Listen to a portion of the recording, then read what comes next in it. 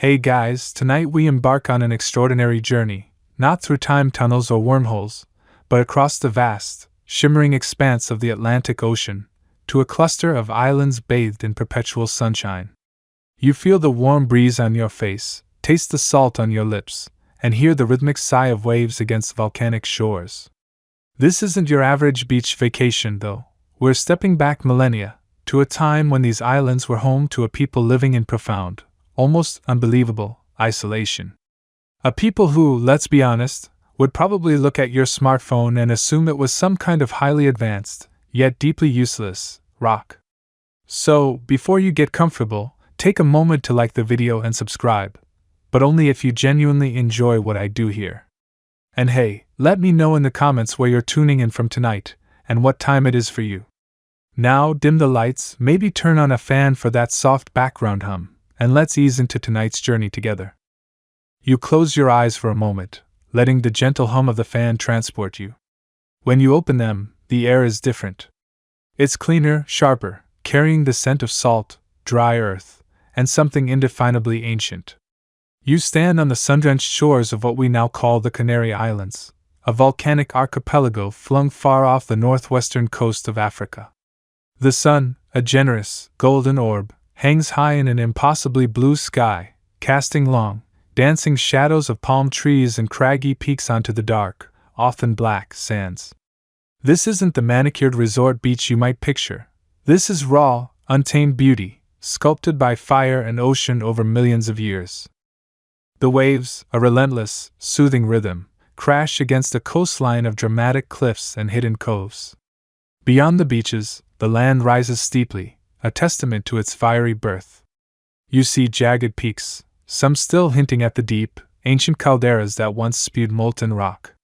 The lower slopes are a patchwork of resilient, drought-resistant shrubs, succulents, and the occasional dragon tree, its gnarled branches reaching skyward like the arms of an old sage.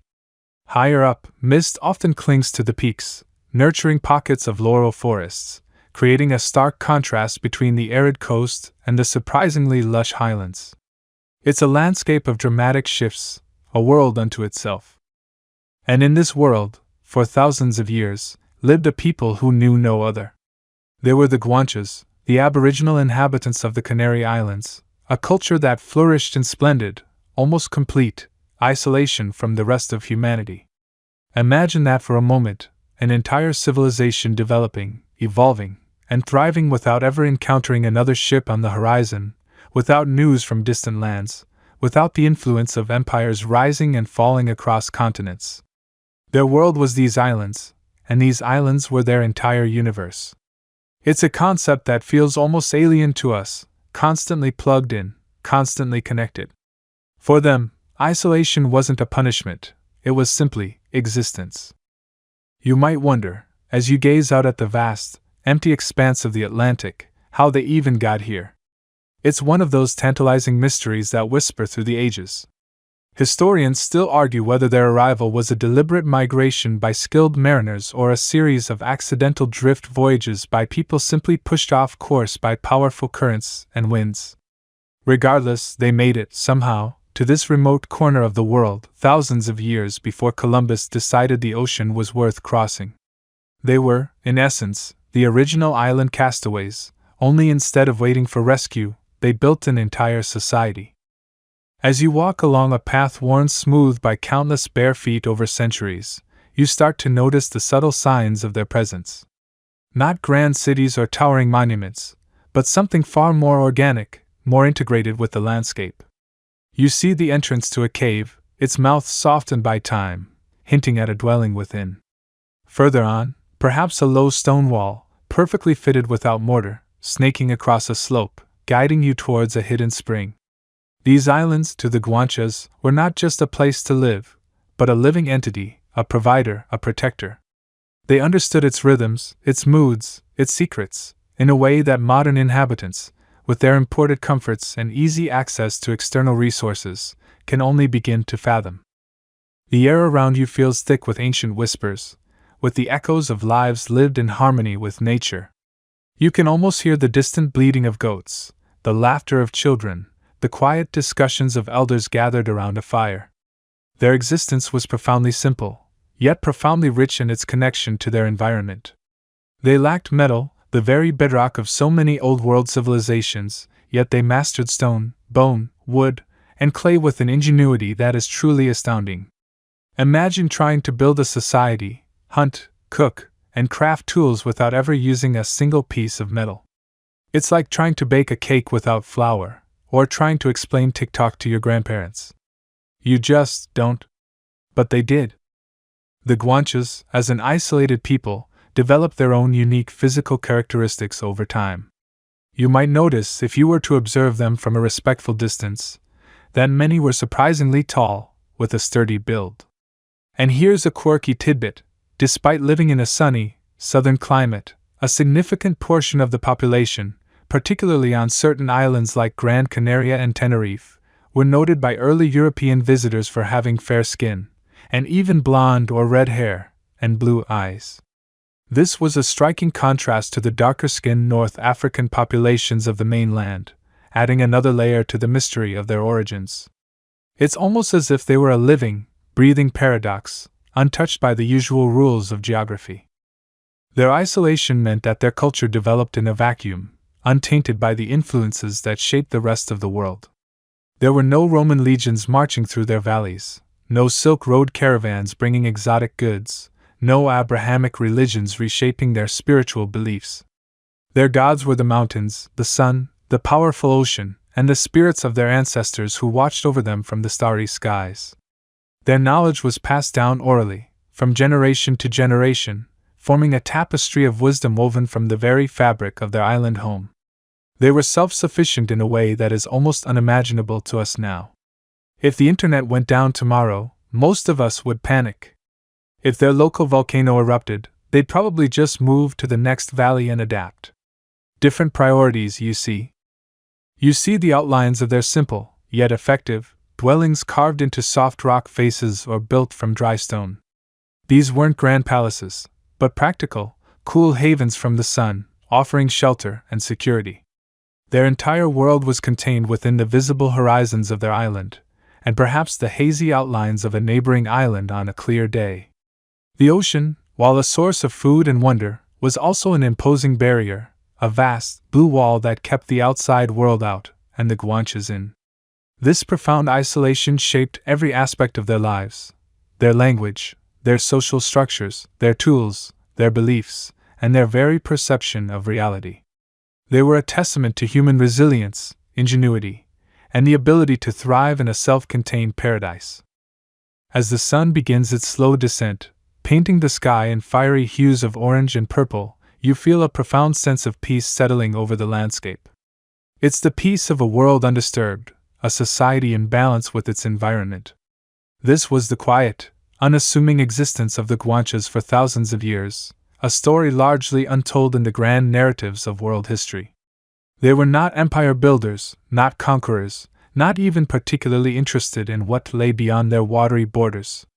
They were simply present, living, breathing, and thriving on their volcanic islands, under the watchful gaze of their sacred peaks, completely unaware that their splendid isolation was about to be shattered forever. The air, once so still and timeless, now seems to hold a faint, almost imperceptible tremor, a distant whisper of sails on the horizon, signaling the end of an era. But we'll get to that later. For now, just breathe in the ancient air, and imagine a world where your biggest worry was probably whether the goats had wandered too far. You stand on the sun-drenched shores of the Canary Islands, the salty breeze whispering secrets against your skin. The waves, an endless rhythm section for the island's ancient story, crash against the volcanic rock. Yesterday, we dipped our toes into the very idea of the Guanches, these incredible people living in splendid isolation. But as you squint out at the vast, shimmering expanse of the Atlantic, a question, vast as the ocean itself, rises to meet you: how did they get here? This isn't just a quick hop across a bay. You're talking about islands located hundreds of miles off the coast of Africa, and over 1,000 miles from mainland Europe. In an age before GPS, before satellite navigation, before even reliable compasses as we know them, traversing these waters was no small feat. Imagine yourself back then, gazing at the endless blue. No Google Maps to tell you. In 300 miles, turn left at the giant volcanic peak. Just blue. And then, somehow, people arrived. Not just one or two, but enough to establish a thriving, unique civilization. This is where the story of the Guanches takes its first truly mysterious turn, a turn that still puzzles historians, archaeologists, and even the most seasoned armchair adventurers. The enduring mystery of their roots and journeys unknown is perhaps the most captivating part of their origin story. Where did they come from, and by what means did they reach these remote Atlantic outposts, thousands of years ago? The prevailing scientific consensus, supported by archaeological findings, genetic studies, and linguistic analysis, points firmly to North Africa. You see, the Guanches weren't some lost tribe of Atlanteans or extraterrestrial tourists who crash-landed. Their physical characteristics, the tools they left behind, and crucially, their languages, all show undeniable links to the Berber peoples of North Africa. This is your mainstream historical fact for the day. The Guanches were, in essence, a branch of the Berber population, separated by the vastness of the ocean. Think of it like a family tree, where one distant cousin decided to move to a really remote island. So, you've got your origin point, North Africa. Probably somewhere along the coast of what is now Morocco or Western Sahara. But now for the million-dollar question, or rather, the ancient boat-building question: how did they cross those hundreds of miles of open, often turbulent, ocean? And perhaps even more puzzling, why, once they arrived, did they seemingly lose the ability to build seafaring vessels capable of inter-island travel, let alone a return trip to the mainland? It's like arriving at a desert island on a cruise ship, then immediately forgetting how to build anything bigger than a pool float. Apparently, they didn't pack a "how to build a boat from scratch" manual for their trip. Consider the technology of the time. We're talking about a period stretching from roughly 1000 BC to the first few centuries CE for the initial waves of settlement. These weren't Viking longships or Roman galleys. The traditional Berber boats of the era were often simple rafts or small, hide-covered vessels, suitable for coastal fishing, but hardly designed for open ocean voyages against strong currents and unpredictable Atlantic swells. Trying to navigate from North Africa to the Canaries in one of those would be like trying to cross the Sahara on a skateboard. Possible, maybe, but you'd need a lot of snacks and an incredible amount of luck. One theory suggests accidental voyages. Perhaps fishing boats were caught in powerful storms, swept out to sea, and by sheer, improbable chance, washed ashore on the islands. It's certainly a dramatic image, a desperate struggle against the elements, only to find an unexpected paradise. But for a sustained population to establish itself, you need not just one lucky shipwreck, but multiple, over time, carrying enough people of varied ages and genders to form a viable gene pool. The odds of that happening repeatedly, purely by accident, stretch the limits of credulity. It's less like winning the lottery and more like winning the lottery 5 times in a row while simultaneously being struck by lightning. Another possibility involves a more deliberate, though still rudimentary, attempt at exploration or migration. Maybe they built larger, more robust rafts or canoes than we currently have archaeological evidence for. Perhaps they hugged the coast of Africa, using currents, before making a final, perilous jump to the islands. But again, the question remains, if they had this knowledge, why did it vanish?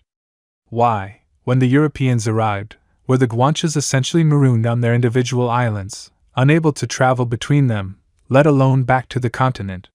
They had no functional boats for long-distance travel, relying on simple log rafts or swimming for short, intercoastal distances. It's the ultimate "forgot your car keys" moment, but for an entire civilization. This leads us to one of the most intriguing, and perhaps quirky, theories about their arrival: the Roman connection. This is your fringe tidbit for the day, so lean in close. Some historians and archaeologists propose that the Romans, or their predecessors the Carthaginians, might have played a role in transporting the early Guanches to the islands. The Romans certainly knew about the Canaries, referring to them as the Fortunate Isles. They had an interest in resources, particularly the valuable purple dye extracted from murex snails found in abundance around the islands. What if, Instead of being intrepid explorers, the early Guanches were, in fact, exiles, prisoners, or even a workforce transported by Roman ships to exploit these resources. Imagine this: a Roman vessel, perhaps a merchant ship or even a small military transport, sails to the islands. On board are a group of North Africans, perhaps political dissidents, or people from a conquered tribe, or even just people rounded up to work. They are deposited on the islands, perhaps with some basic supplies, and then the Roman ships simply leave. And crucially, they don't teach their passengers how to build new ships, or perhaps they confiscate any tools that would allow them to do so. This theory neatly explains both the initial arrival and the subsequent lack of seafaring technology. If your ride just dropped you off and drove away, you'd be pretty stuck too, especially if you didn't have the equivalent of AAA on speed dial. It's a bit like being left at a remote theme park with no money and no phone. You're there, but you're not going anywhere fast. This Roman theory, while not universally accepted, offers a compelling narrative for the paradox. It suggests that the Guanches didn't lose seafaring knowledge, they simply never possessed the means to replicate the journey that brought them there. The skills and resources needed for open ocean voyages, large timber, complex navigation, sailmaking, were either never transferred, or were simply beyond the scope of what could be sustained on the islands after the initial deposit. Furthermore, the islands themselves presented challenges.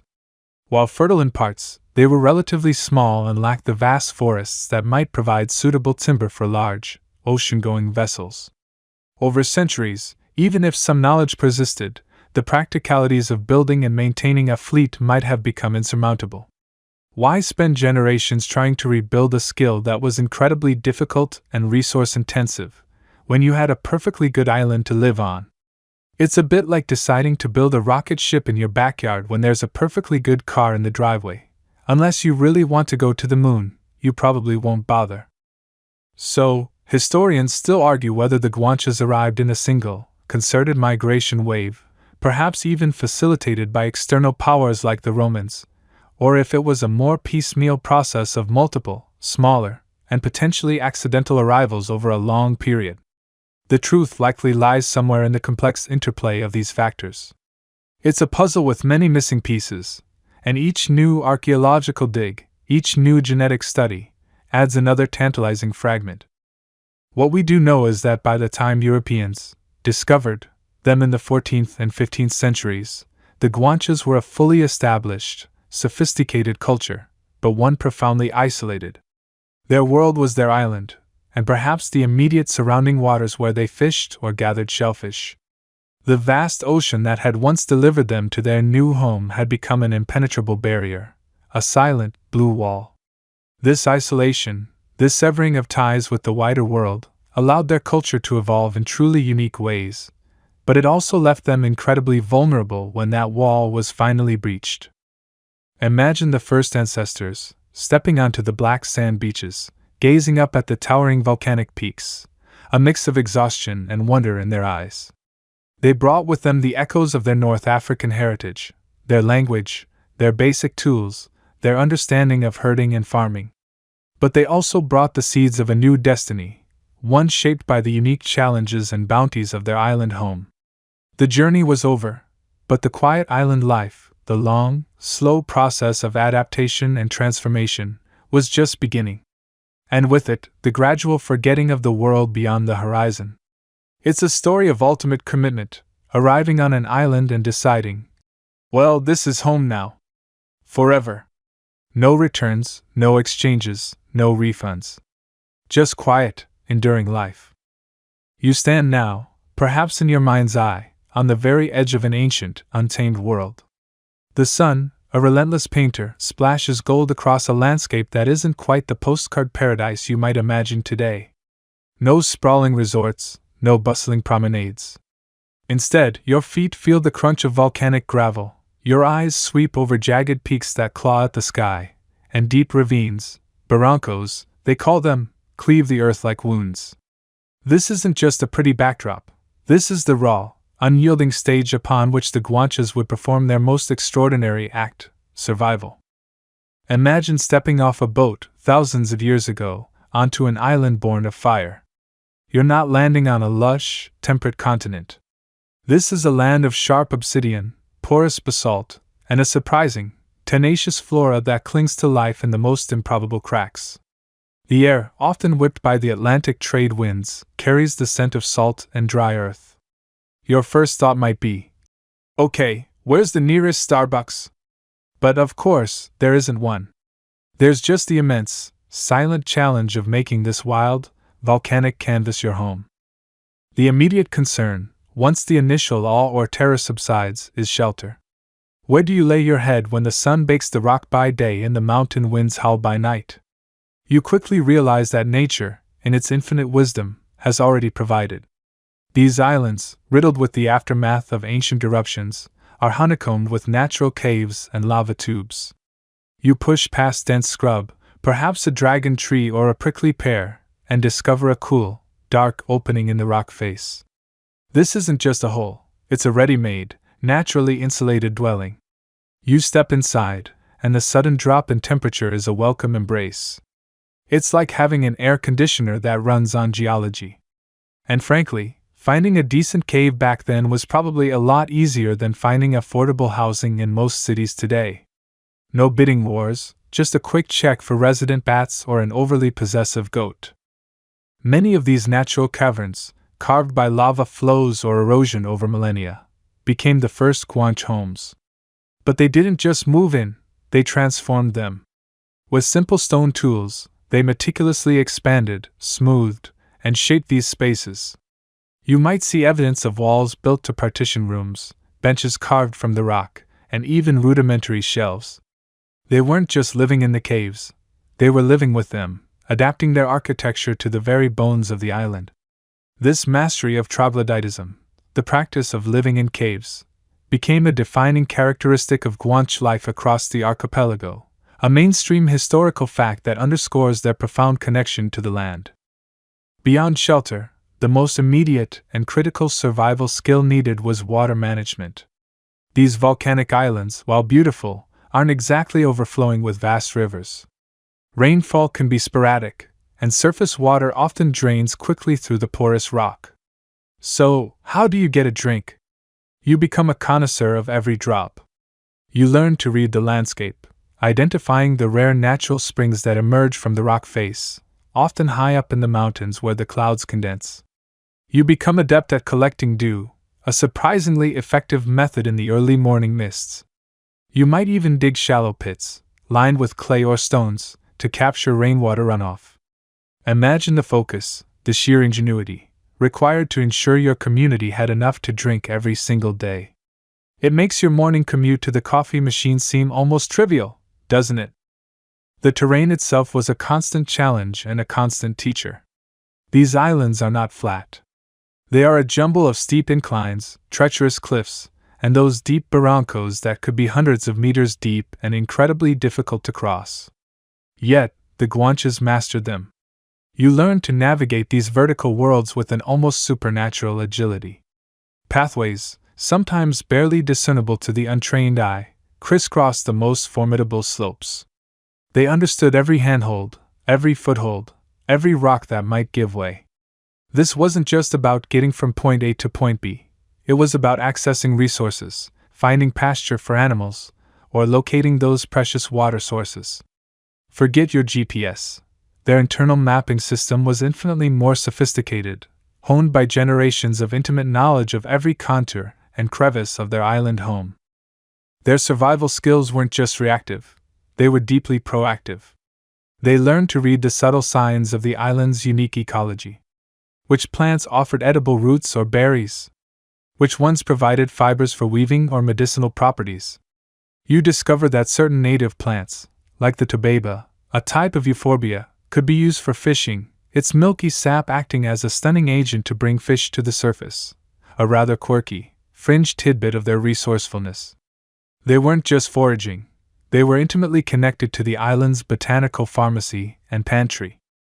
The volcanic earth itself, seemingly barren, became a source of life.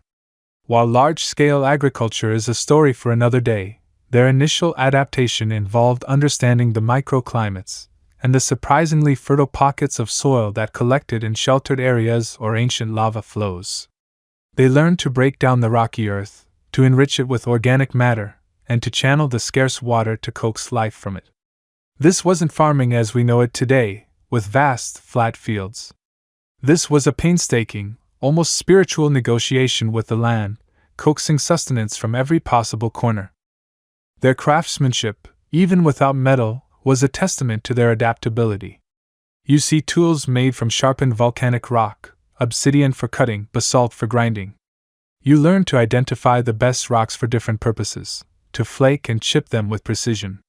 They weren't just making tools, they were extending their hands, their will, into the very geology of the island. Imagine the patience, the skill, required to create a functional implement from a piece of raw stone. It makes assembling flat-pack furniture seem like a breeze. One of the fascinating aspects of their adaptation was the way different island communities developed slightly varied survival strategies based on their specific environment. On some islands, the prevalence of dense laurel forests meant different foraging techniques. On others, vast lava fields necessitated different ways of travel and shelter. Historians still argue whether the initial adaptation period was a slow, trial-and-error process spanning generations, or if the early settlers brought with them a sophisticated understanding of similar arid, volcanic environments from their distant origins. What is clear, however, is that within a relatively short period, they had not just survived but thrived, transforming these seemingly inhospitable lands into a network of vibrant, self-sufficient communities. You realize, as you walk these ancient paths in your mind, that their quiet island life wasn't about conquering nature, but about harmonizing with it. They didn't fight the volcanoes, they lived in their embrace. They didn't bemoan the lack of rivers, they celebrated every drop of dew. Their survival skills weren't just practical, they were deeply philosophical, born from an intimate, respectful relationship with the land that sustained them. They understood, perhaps more profoundly than many of us ever will, that true paradise isn't found in what you build on the land, but in how you learn to live with it. You've seen how they wrestled life from the volcanic rock, carving out a home in these remote Atlantic reaches. But surviving isn't just about finding food and shelter, it's about finding each other. It's about establishing who's in charge of the good grazing lands, who gets to decide when to move the flocks, and who has to clean up after the communal feast. You start to understand that even on a quiet, isolated island, humans are going to human. And that means building a society, layer by intricate layer. Imagine yourself stepping back into a Guanche village, not just seeing the physical structures, but feeling the invisible threads that bound their lives together. You'd quickly notice that not everyone was created equal. While the sheer isolation might lead you to imagine a perfectly egalitarian utopia, the Guanches, like most human societies, developed distinct social hierarchies. You'd find a clear pecking order, often determined by lineage and sometimes by wealth and livestock or land. At the very top, you'd encounter the ruling class. On Gran Canaria, this was embodied by the Guanatim, a powerful chieftain who held significant authority, almost like a king. On Tenerife, the island was divided into several smaller kingdoms, each led by a mensi. Other islands had their own variations, from the cantons of La Palma to the more loosely organized chiefs of El Hierro and La Gomera. These leaders weren't just figureheads. They were the arbiters of justice, the commanders in times of conflict, and the primary stewards of their people's resources. Think of them as the ultimate island managers, only with less paperwork and more public speaking. Beneath these paramount leaders, you'd find a class of nobles, often referred to as accomancies in Tenerife or fairs in Gran Canaria. These were the elite families, whose bloodlines were considered pure and whose status afforded them privileges and responsibilities. They served as advisors to the chieftains, held positions of influence, and often owned larger herds or more fertile plots of land. Imagine them as the old money of the Canary Islands, except their wealth was measured in goats and good vibes, not offshore accounts. Then you have the vast majority of the population, the commoners. These were the farmers, the herders, the artisans, the backbone of Guanche society. They worked the land, tended the animals, and crafted the tools and pottery that sustained daily life. They participated in communal activities, contributed to the collective defense, and upheld the traditions of their ancestors. Their lives, while perhaps less privileged, were deeply intertwined with the rhythms of the island and the well-being of their community. Finally, at the bottom of the social ladder, there was often a class of servants, or a subjugated group, sometimes referred to as Guatemines or Ganigos. These individuals might have been captured from other islands during rare conflicts, or perhaps they were simply born into families of lower status. Their roles were typically more menial, assisting the nobles or chieftains, though their exact conditions varied. Historians still argue whether this was a true slave class or more akin to a distinct servant caste, given the lack of evidence for large-scale forced labor or trade. It's a nuanced point, reflecting the complexity of their internal dynamics. But what did these chieftains actually do? They weren't just sitting around looking regal. The menses and guanartums were responsible for maintaining order, resolving disputes, and ensuring the equitable distribution of resources. You might witness a chieftain presiding over a tagore, a public assembly or council meeting, particularly common in Tenerife. Here, community issues would be debated, grievances aired, and judgments rendered.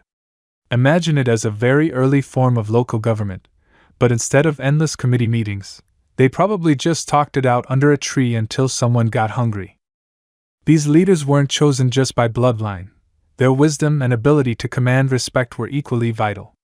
They were seen not just as political figures, but often as spiritual intermediaries, connecting their people to the divine forces of the islands. Their authority was reinforced by tradition, by their perceived connection to the land, and by their ability to lead their communities through good times and bad. A particularly fascinating, and somewhat quirky, aspect of Gran Canaria's social structure involved the harem. These were young women, often from noble families, who underwent a rigorous period of training and seclusion in special communal houses or caves. They were taught the traditions, spiritual practices, and social graces of their people, preparing them for marriage and their roles within society. Some scholars believe they also served as priestesses, participating in important rituals and ceremonies. You could think of it as a highly specialized finishing school, but instead of learning to curtsy, they were probably mastering the art of communing with ancestral spirits and preparing for a really important tribal dance. Communal life was at the heart of Guanche society. Whether they lived in natural caves, carved out elaborate multi-room dwellings from soft rock, or built sturdy stone houses, their settlements often reflected a strong sense of shared space. You'd see clusters of homes, not sprawling estates, indicating a close-knit community where daily life spilled out into shared courtyards and pathways. Imagine a typical day. Women might gather to grind grain on stone querns, their rhythmic movements creating a soft, hypnotic hum. Children would play, their laughter echoing off the cave walls. Men would return from herding or fishing, bringing their contributions to the communal food stores. There was a strong emphasis on cooperation, especially in tasks like farming, building, or defending the village. You wouldn't find a mine mentality as much as a ours mentality, particularly when it came to essential resources like water or grazing land. It was the original co-living arrangement, but without the shared Google Doc for chore assignments. Justice was a communal affair too. While the chieftains made the final rulings, the community played a role in upholding norms. For instance, theft was often met with public shaming or specific, often symbolic, punishments rather than imprisonment. One mainstream historical fact is that on Tenerife, disputes over land and resources were frequently settled by the mense in consultation with the tagore, ensuring a degree of collective buy-in to the decisions that affected everyone. This system aimed to restore balance and harmony, rather than simply punish. The social fabric was also woven with rich traditions, ceremonies, and festivals. While much of their spiritual life will be explored later, it's important to remember that these events were integral to their communal identity. They reinforced bonds, celebrated milestones, and connected the living with their ancestors and the powerful forces of nature. Imagine the sound of drums echoing through the valleys, the sight of people adorned in simple but meaningful regalia, all coming together in a shared expression of their culture. These were moments that transcended the daily grind of survival, reminding everyone of their place within the greater tapestry of Guanche life. So, as you step out of this imagined village, you carry with you the understanding that the Guanches were far more than just cave dwellers. They were architects of complex societies, with leaders, laws, and a deep sense of shared identity. They built systems that allowed thousands of people to live in relative peace and prosperity on isolated islands for centuries, adapting their social structures to the unique challenges and opportunities of each landmass. It was a delicate balance, a quiet island life governed by ancient wisdom and the enduring echoes of their shared history, etched not just in stone, but in the very fabric of their being. You've stood on those sun-drenched shores, felt the ancient whispers, and pondered the mystery of their arrival. Now, let's peel back another layer of the Guanche world, moving from the philosophical wonder of their existence to the intensely practical, yet equally ingenious, question: how did they eat? How did these remarkable people, isolated on volcanic rock in the vast Atlantic, manage to sustain themselves, not just survive, but thrive for millennia? Imagine waking up on a Canary Island, not to the aroma of your morning coffee, but to the faint, nutty scent of roasting grain drifting from a nearby cave dwelling. This isn't a fleeting thought. This is the reality of Guanche life, a testament to their profound connection with the very earth beneath their feet. Their sustenance wasn't just food, it was a carefully choreographed dance with the land, a symphony of farming, herding, and foraging, all performed without the aid of metal tools. Think about that for a moment. No plows, no iron hoes, just wit, grit, and an intimate understanding of their unique environment. Let's start with the cornerstone of their diet, the very soul of Guanche sustenance, gofio. If you've ever wondered what the original superfood was, before chia seeds and kale smoothies became a thing, well, you're looking at it. Gofio is, quite simply, roasted grain flour, primarily barley, though wheat and other cereals were also used where conditions allowed. But calling it flour feels a bit reductive, like calling a perfectly aged wine grape juice. This was the fuel that powered their civilization, the dense, nutritious backbone of every meal. You see the fields, not vast, flat expanses, but carefully sculpted terraces clinging to the volcanic slopes. The Guanches were masters of dryland farming, a necessity in an archipelago where fresh water could be a precious commodity. They understood the nuances of the soil, the way the volcanic earth, though seemingly barren, could, with careful cultivation, yield sustenance. You watch as they work, not with modern machinery, but with stone hoes and simple wooden digging sticks, patiently turning the soil, planting their precious barley and wheat kernels. It's slow work, painstaking work, but it's effective. They didn't just plant, they nurtured. They built intricate systems of channels and cisterns to capture every precious drop of rainwater, directing it to their thirsty crops. It's an early form of sustainable agriculture that would make any modern permaculture enthusiast nod in approval. Once harvested, the grains weren't simply ground. They were roasted, often in clay pots over open fires or in large, communal ovens. This roasting process didn't just enhance the flavor. It made the grain more digestible and preserved it longer. The aroma, as you mentally inhale it, is earthy, wholesome, a comforting smell of nourishment. Then, the roasted grains were ground, meticulously, by hand, using basaltic stone querns. You can almost hear the rhythmic scraping sound, a constant hum of productivity echoing through the island valleys. The resulting flour, gofio, could be mixed with water, milk, or broth to form a thick, nutritious paste, or kneaded into dough and baked on hot stones. It was versatile, portable, and incredibly sustaining, perfect for a people on the move, or for those engaged in strenuous daily tasks. This practice of making and consuming gofio is not just a historical fact, it's a living legacy, still enjoyed in the Canary Islands today. But man, even Guanche man, does not live on gofio alone. And here's where their four-legged friends come into play. As you wander through the rocky terrain, you'll frequently encounter herds of goats, and to a lesser extent, sheep. These aren't your average, pampered farm animals. These are the special forces of the animal kingdom, perfectly adapted to the rugged, often arid landscapes. The Guanches were skilled pastoralists, expertly managing their flocks, often practicing transhumance, moving their animals to different pastures depending on the season and the availability of forage at various altitudes. The goats were everything. They provided meat, of course, a vital source of protein. But they also gave milk, which was consumed fresh or, more importantly, transformed into cheese, a storable, nutrient-dense food that could last for weeks or even months. Their skins were used for clothing, for making containers, and even as part of their simple shelters.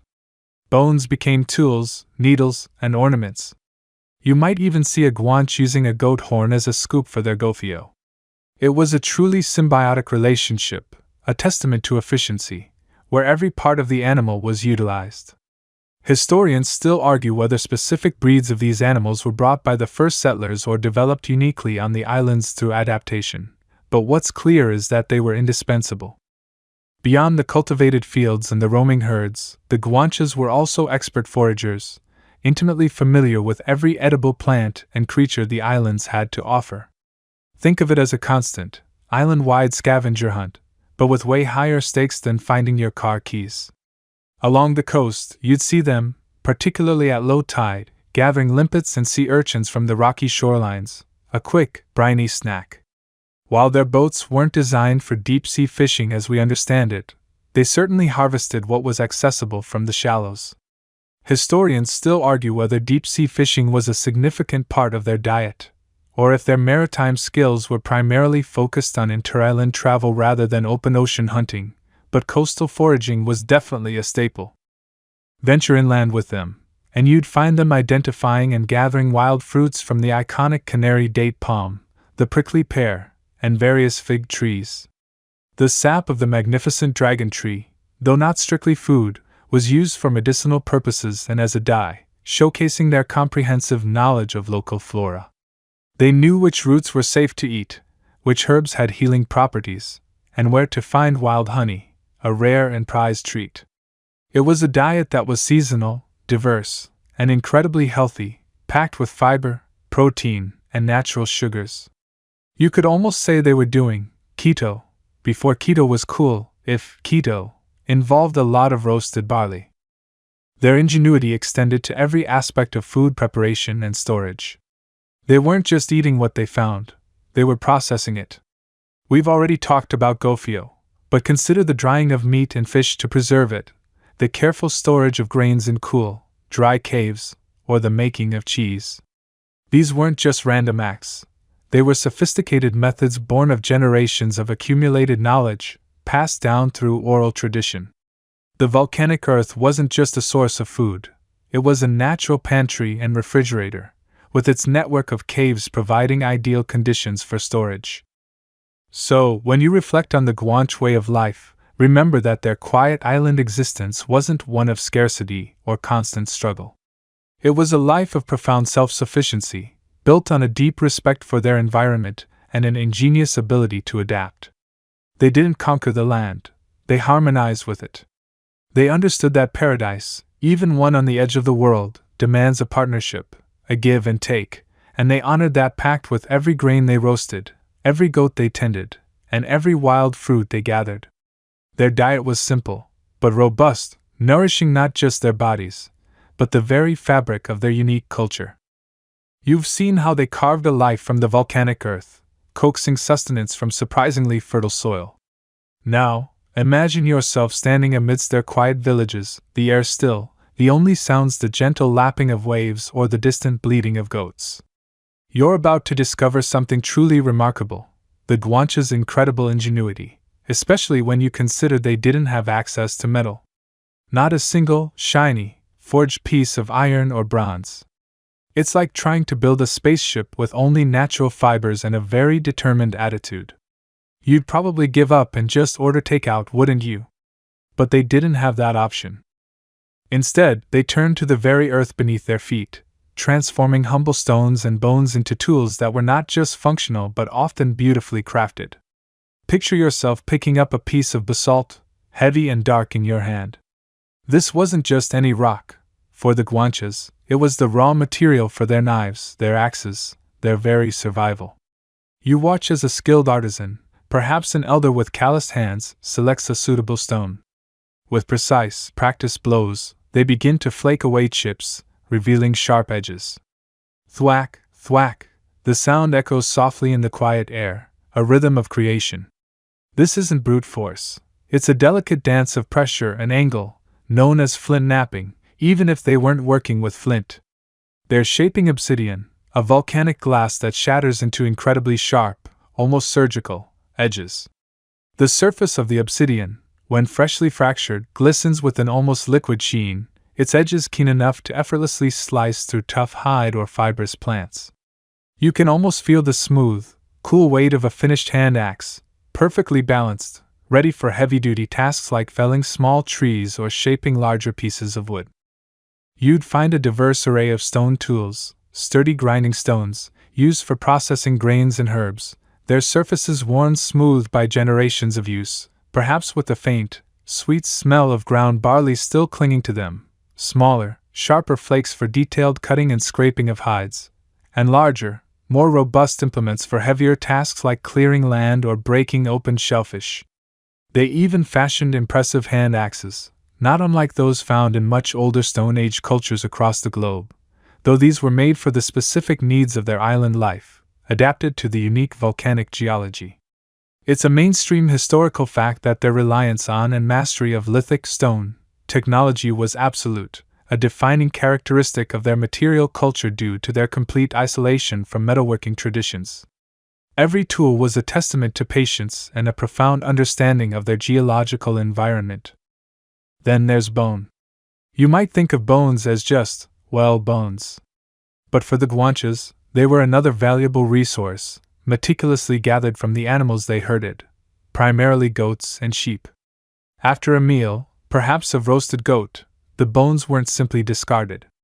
They were meticulously cleaned, split, and polished into an array of incredibly useful items. You might see a woman meticulously sharpening a bone needle, its tip fine enough to pierce animal hides for clothing or weaving baskets. Imagine the delicate, precise movements required to create such a tool, perhaps using a fine-grained abrasive stone and a little water. Or perhaps a fishing hook, deftly carved from a curved rib, its barb precisely shaped to secure a catch from the ocean's depths. They made awls for punching holes in leather, spatulas for preparing food or scraping hides clean, and even small, delicate ornaments like beads or pendants, often smooth and almost luminous from constant handling. The quiet scraping sound of bone against a polishing stone would have been a common background hum in their settlements, a subtle reminder that nothing was wasted, every resource was maximized. It speaks to a level of dexterity and respect for materials that we often overlook in our disposable world. Walk a little further, and you'll notice the incredible artistry in their pottery. Forget your modern-day ceramic studio with electric kilns and pottery wheels. The Guanches crafted every single piece by hand, using the coil method. You can almost feel the cool, damp clay as it's rolled into long, snake-like coils, perhaps a soft, earthy smell rising from it. These coils were then meticulously stacked and smoothed coil by coil, until a vessel took shape. They didn't have a potter's wheel, so every curve, every bulge, every elegant line was shaped by the steady, knowing hands of a craftsman or craftswoman. It's a slow, meditative process, one that requires immense patience and a keen eye for form, transforming mere mud into functional art. Once shaped, these pots weren't just left plain. Many were adorned with intricate patterns, incised into the wet clay before firing. You might see geometric designs, zigzags, spirals, or abstract motifs that hint at a deeper meaning, perhaps even a story. Some were even painted with red ochre, a natural pigment derived from iron-rich clay, giving them a warm, earthy hue that contrasted beautifully with the dark volcanic landscape. These weren't just utilitarian objects, they were expressions of identity and artistry. You'd find large storage jars, big enough to hold water or grains for an entire family, alongside smaller bowls for eating and cooking pots designed to withstand the heat of an open fire, their bases often blackened from countless meals. Historians still argue whether the intricate patterns on some of their pottery were purely decorative or held specific symbolic or ritualistic meaning. Perhaps they were just really into abstract expressionism, who knows? And then there's wood. While less survives due to its perishable nature, archaeological finds and historical accounts point to their skill in woodworking. You might imagine them crafting sturdy digging sticks for agriculture, their tips fire-hardened for durability, or perhaps simple wooden bowls and utensils, smoothed and polished from constant use. Their most iconic wooden creations, however, were their weapons, long, fire-hardened spears with sharpened points, capable of piercing hides or even deflecting blows. And then there were their unique wooden shields. These shields, often circular or oval, were made from resistant woods and were formidable in defense, proving surprisingly effective against early European swords and crossbows. It's a quirky tidbit that their wooden shields, coupled with their agility and knowledge of the terrain, often gave them an initial advantage in skirmishes against heavily armored invaders, who probably expected them to just roll over. They also used plant fibers extensively, weaving intricate baskets from palm leaves or reeds, creating strong ropes and cords, and perhaps even simple nets for fishing or trapping. The tactile sensation of such finely woven materials, soft yet strong, would have been a constant presence in their daily lives. Beyond the everyday tools and vessels, the Guanches also created unique objects that speak to their spiritual beliefs and aesthetic sensibilities. You might stumble upon a small, enigmatic figurine, perhaps carved from stone or molded from clay, its features stylized, almost abstract, yet clearly conveying a human or animal form. These were likely idols or fertility symbols, objects of veneration in their spiritual practices, imbued with a quiet power that resonated deeply with their connection to the land. There are also the mysterious pintaderas, small clay stamps with complex geometric patterns. Their exact purpose remains a topic of scholarly discussion. Were they used to decorate bodies, textiles, or perhaps even bread? The thought of them stamping a pattern onto their skin or clothes, a kind of ancient, temporary tattoo, is quite intriguing, isn't it? It suggests a sophisticated sense of personal adornment and cultural identity, a silent language expressed through pattern. The sheer resourcefulness of the Guanches, their ability to thrive and even flourish without the metals that define so many other civilizations, is truly inspiring.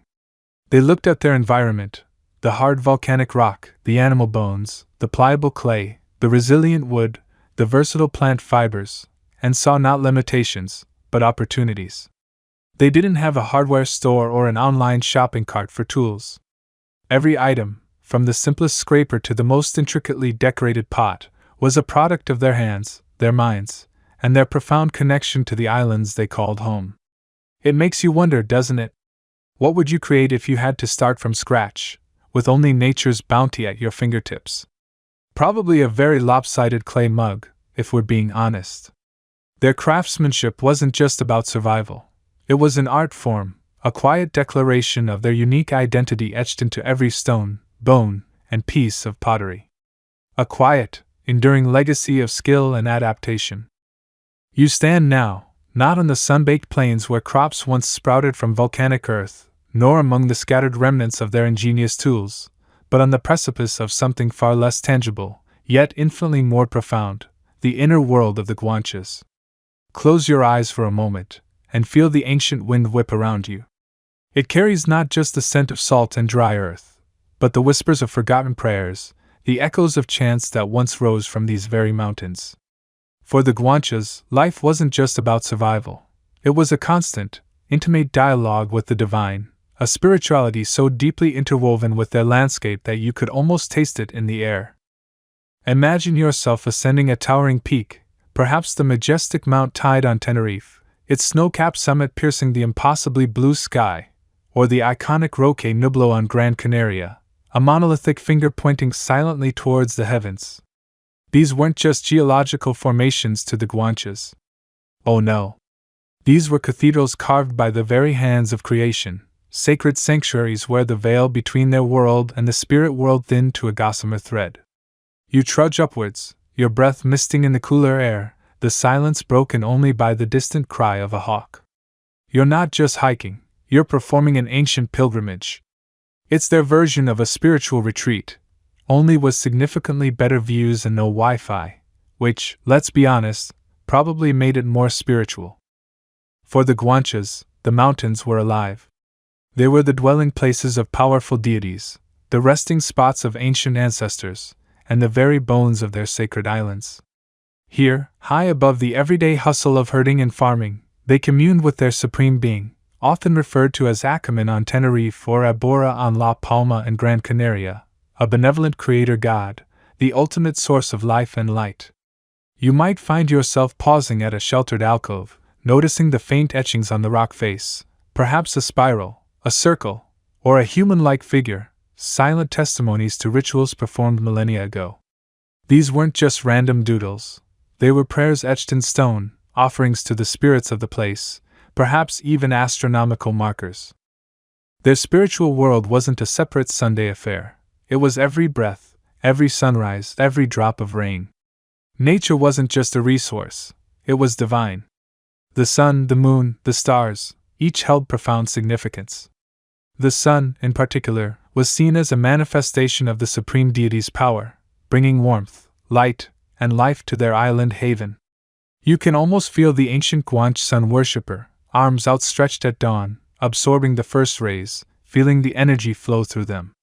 It was a raw, visceral connection, far removed from the abstractologies of distant continents.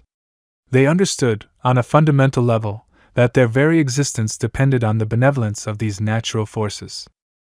But it wasn't just the grand celestial bodies. Every element of their environment held spiritual weight. The wind whispering through the ravines carried messages from the ancestors. The ocean, which both isolated and sustained them, was a vast, mysterious entity, home to its own powerful spirits. Even the very earth beneath your feet, the volcanic soil that gave rise to their sustenance, was seen as a nurturing mother, deserving of reverence. They didn't just farm the land, they honored it. You wouldn't catch them complaining about stubbing their toe on a rock. That rock probably had a spirit. And then, there were the ancestors. This is where things get really fascinating, and perhaps a little mummy. Yes, that was my one attempt at a spooky joke for this section. Don't worry, we'll keep it cozy. The Guanches held their ancestors in exceptionally high regard, believing that the spirits of the departed continued to influence the living world. This belief manifested in one of the most intriguing aspects of their culture, mummification. This is a mainstream historical fact that separates them from many other European cultures of the time. While not as elaborate as the Egyptian process, the Guanches carefully preserved their dead, often drying the bodies in the sun and wind, then anointing them with various substances like plant extracts, oils, and minerals to prevent decay.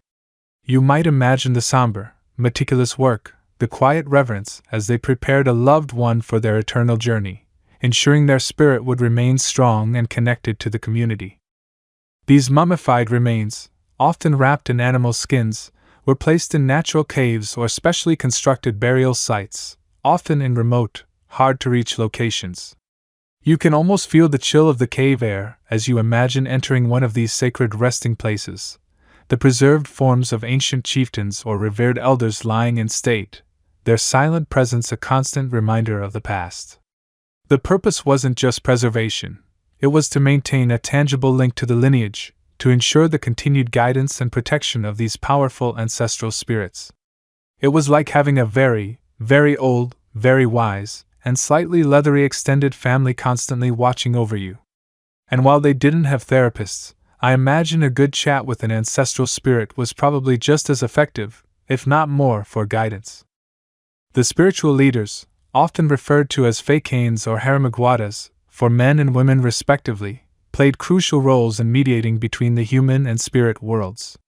These were not just priests, they were healers, diviners, custodians of ancient knowledge, and interpreters of omens.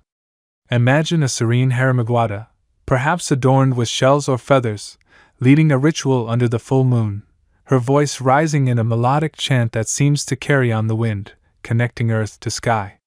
They oversaw ceremonies, performed blessings for good harvests or successful hunts, and offered guidance in times of crisis. Their wisdom was paramount, their connection to the divine unquestioned. A quirky or fringe tidbit about their spiritual practices involves the pentataras, small, often geometrically carved clay stamps. While their exact function is still debated, Many scholars believe these stamps were not merely decorative but held deep symbolic or spiritual significance. Perhaps they were used to imprint patterns on bread for offerings, or on the skin for ritualistic purposes, acting as protective amulets or symbols of identity and belonging. Imagine pressing one of these intricate designs onto a loaf of freshly baked gofio, knowing that each pattern carried a prayer or a blessing. It's like their ancient version of a personalized blessing, far more meaningful than anything you'd find on a mass-produced greeting card. The Guanche cosmology also included a pantheon of lesser deities and malevolent spirits. While Achaman was the benevolent creator, there were also figures like Guayota, a powerful demon associated with the volcano tide, often depicted as a black dog, who was believed to guard the underworld or hell, known as Ekide. You can almost hear the cautionary tales whispered around ancient campfires, warning children not to stray too close to the volcano's dark crevices, lest they disturb Guayota. It highlights a balanced worldview, acknowledging both the benevolent and the destructive forces of nature. However, the full significance of many of their rock carvings, cave paintings, and specific ritual sites remains a topic of scholarly discussion. Historians still argue whether certain symbols represent specific deities, astronomical alignments, or simply abstract artistic expressions of their spiritual journey.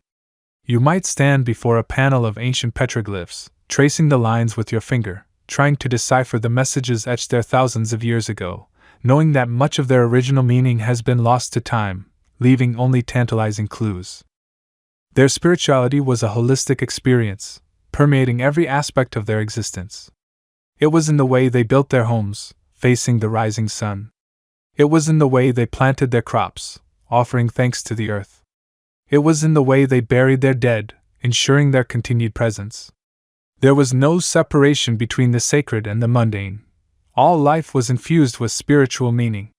You can feel it, even now, standing amidst the echoes of their world, a profound sense of connection to the land, the sky, and the unending cycle of life and death. Their quiet island life was not just physically isolated, but spiritually self-contained, a universe unto itself, guided by the ancient wisdom of mountains and the enduring presence of ancestral spirits. You stand now, not just on the land, but at the very edge of sound itself, where the wind carries more than just the scent of salt and volcanic rock. As you've journeyed through the quiet rhythms of Guanche life, you might have wondered, how did they talk to each other? How did these isolated islanders, separated by choppy seas and towering peaks, weave the intricate tapestry of their thoughts into words? It's a fascinating question, because for the Guanches, communication wasn't just about speaking. It was about broadcasting their very existence across a landscape determined to keep them apart. Imagine, if you will, the early mornings. The mist still clinging to the barrancos, those deep, winding ravines that slice through the islands like ancient scars. You're on one side, your kin, perhaps, on another, miles away. Shouting simply won't do. Even with the clearest voice, the sheer scale of the landscape swallows sound whole. So, the Guanches, being the ingenious lot they were, didn't just speak, they sang with the mountains, they whistled with the wind, crafting languages that were as much a part of the environment as the lava flows themselves. Let's start with their spoken tongues. While the islands were geographically close, the ocean currents and the sheer difficulty of inter-island travel meant that each island, and sometimes even distinct regions within a single island, developed its own unique linguistic flavor. You might think of it like going from, say, a quiet village in the Scottish Highlands to a bustling market in London, both speaking English, but oh, the delightful differences. Historians still argue whether these variations were distinct languages or simply very divergent dialects, but what we do know for sure is that the Guanche languages were part of the Afroasiatic language family, specifically related to the Berber languages spoken across North Africa. This linguistic lineage is one of the strongest clues we have about their origins, rooting them firmly in the ancient currents of migration from the African continent. Picture yourself trying to learn one of these languages. It wouldn't be easy. Unlike many ancient civilizations, the Guanches didn't leave behind extensive written records in the way of hieroglyphs or cuneiform. Their stories, their laws, their very identities were etched into memory, passed down through oral traditions, and sometimes, perhaps, hinted at in the intricate rock carvings you might stumble upon. What we know of their spoken words comes mostly from the frustratingly brief and often garbled accounts of early European chroniclers, who, let's be honest, were probably more interested in claiming land than compiling a comprehensive linguistic dictionary. It's like trying to reconstruct a masterpiece symphony from a few hastily scribbled notes on a napkin. You get the gist, but oh, what a lot is missing! Yet fragments remain. A few words like gofio, the roasted grain flour that became a staple for the Guanches and remains a beloved part of Canarian cuisine today, whisper through the centuries. Or tabeba, the name of a native plant. These aren't just words, they're echoes, connecting the past to the present, tiny linguistic anchors in a sea of lost sounds. It's a bit like finding a single, perfectly preserved emoji from a forgotten civilization. You know it meant something, but the full context is tantalizingly out of reach. But now, let's talk about the real showstopper, the communication method that truly sets the Guanches apart, particularly on the island of La Gomera, Silbo Gomero. This isn't just a dialect, it's an entire language transformed into whistles. Yes, you heard that right. Whistles. Imagine trying to explain your morning commute using only a series of high-pitched chirps and trills. It sounds like something out of a cartoon, doesn't it? But for the Guanches, it was a vital, sophisticated tool. You see, La Gomera is a labyrinth of deep valleys and towering cliffs. Walking from one village to another could take hours, even days, involving arduous climbs and descents. But sound, especially a high-pitched, piercing whistle, travels much, much further. So, the Guanches developed Silbo, a system where the vowels and consonants of their spoken language were converted into distinct whistles, varying in pitch and continuity. It's not just a collection of random whistles, it's a fully functional, grammatical language, capable of conveying complex messages. Think of it as the original long-distance phone call, except instead of a phone, you're using your lips, fingers, and a whole lot of lung power. To grasp the genius of Silbo, picture yourself standing on a ridge, squinting across a vast ravine. You need to tell your cousin, who's tending goats on the opposite slope, that dinner is ready, or that a storm is brewing, or perhaps, more dramatically, that some rather unwelcome visitors have just landed on the beach. You cup your hand to your mouth, shape your lips, and out comes a series of piercing, melodic whistles that cut through the silence, bouncing off the rock faces, carrying your message for miles. Your cousin, hearing the distinct pattern, understands every nuance. It's a linguistic superpower, truly. And the best part?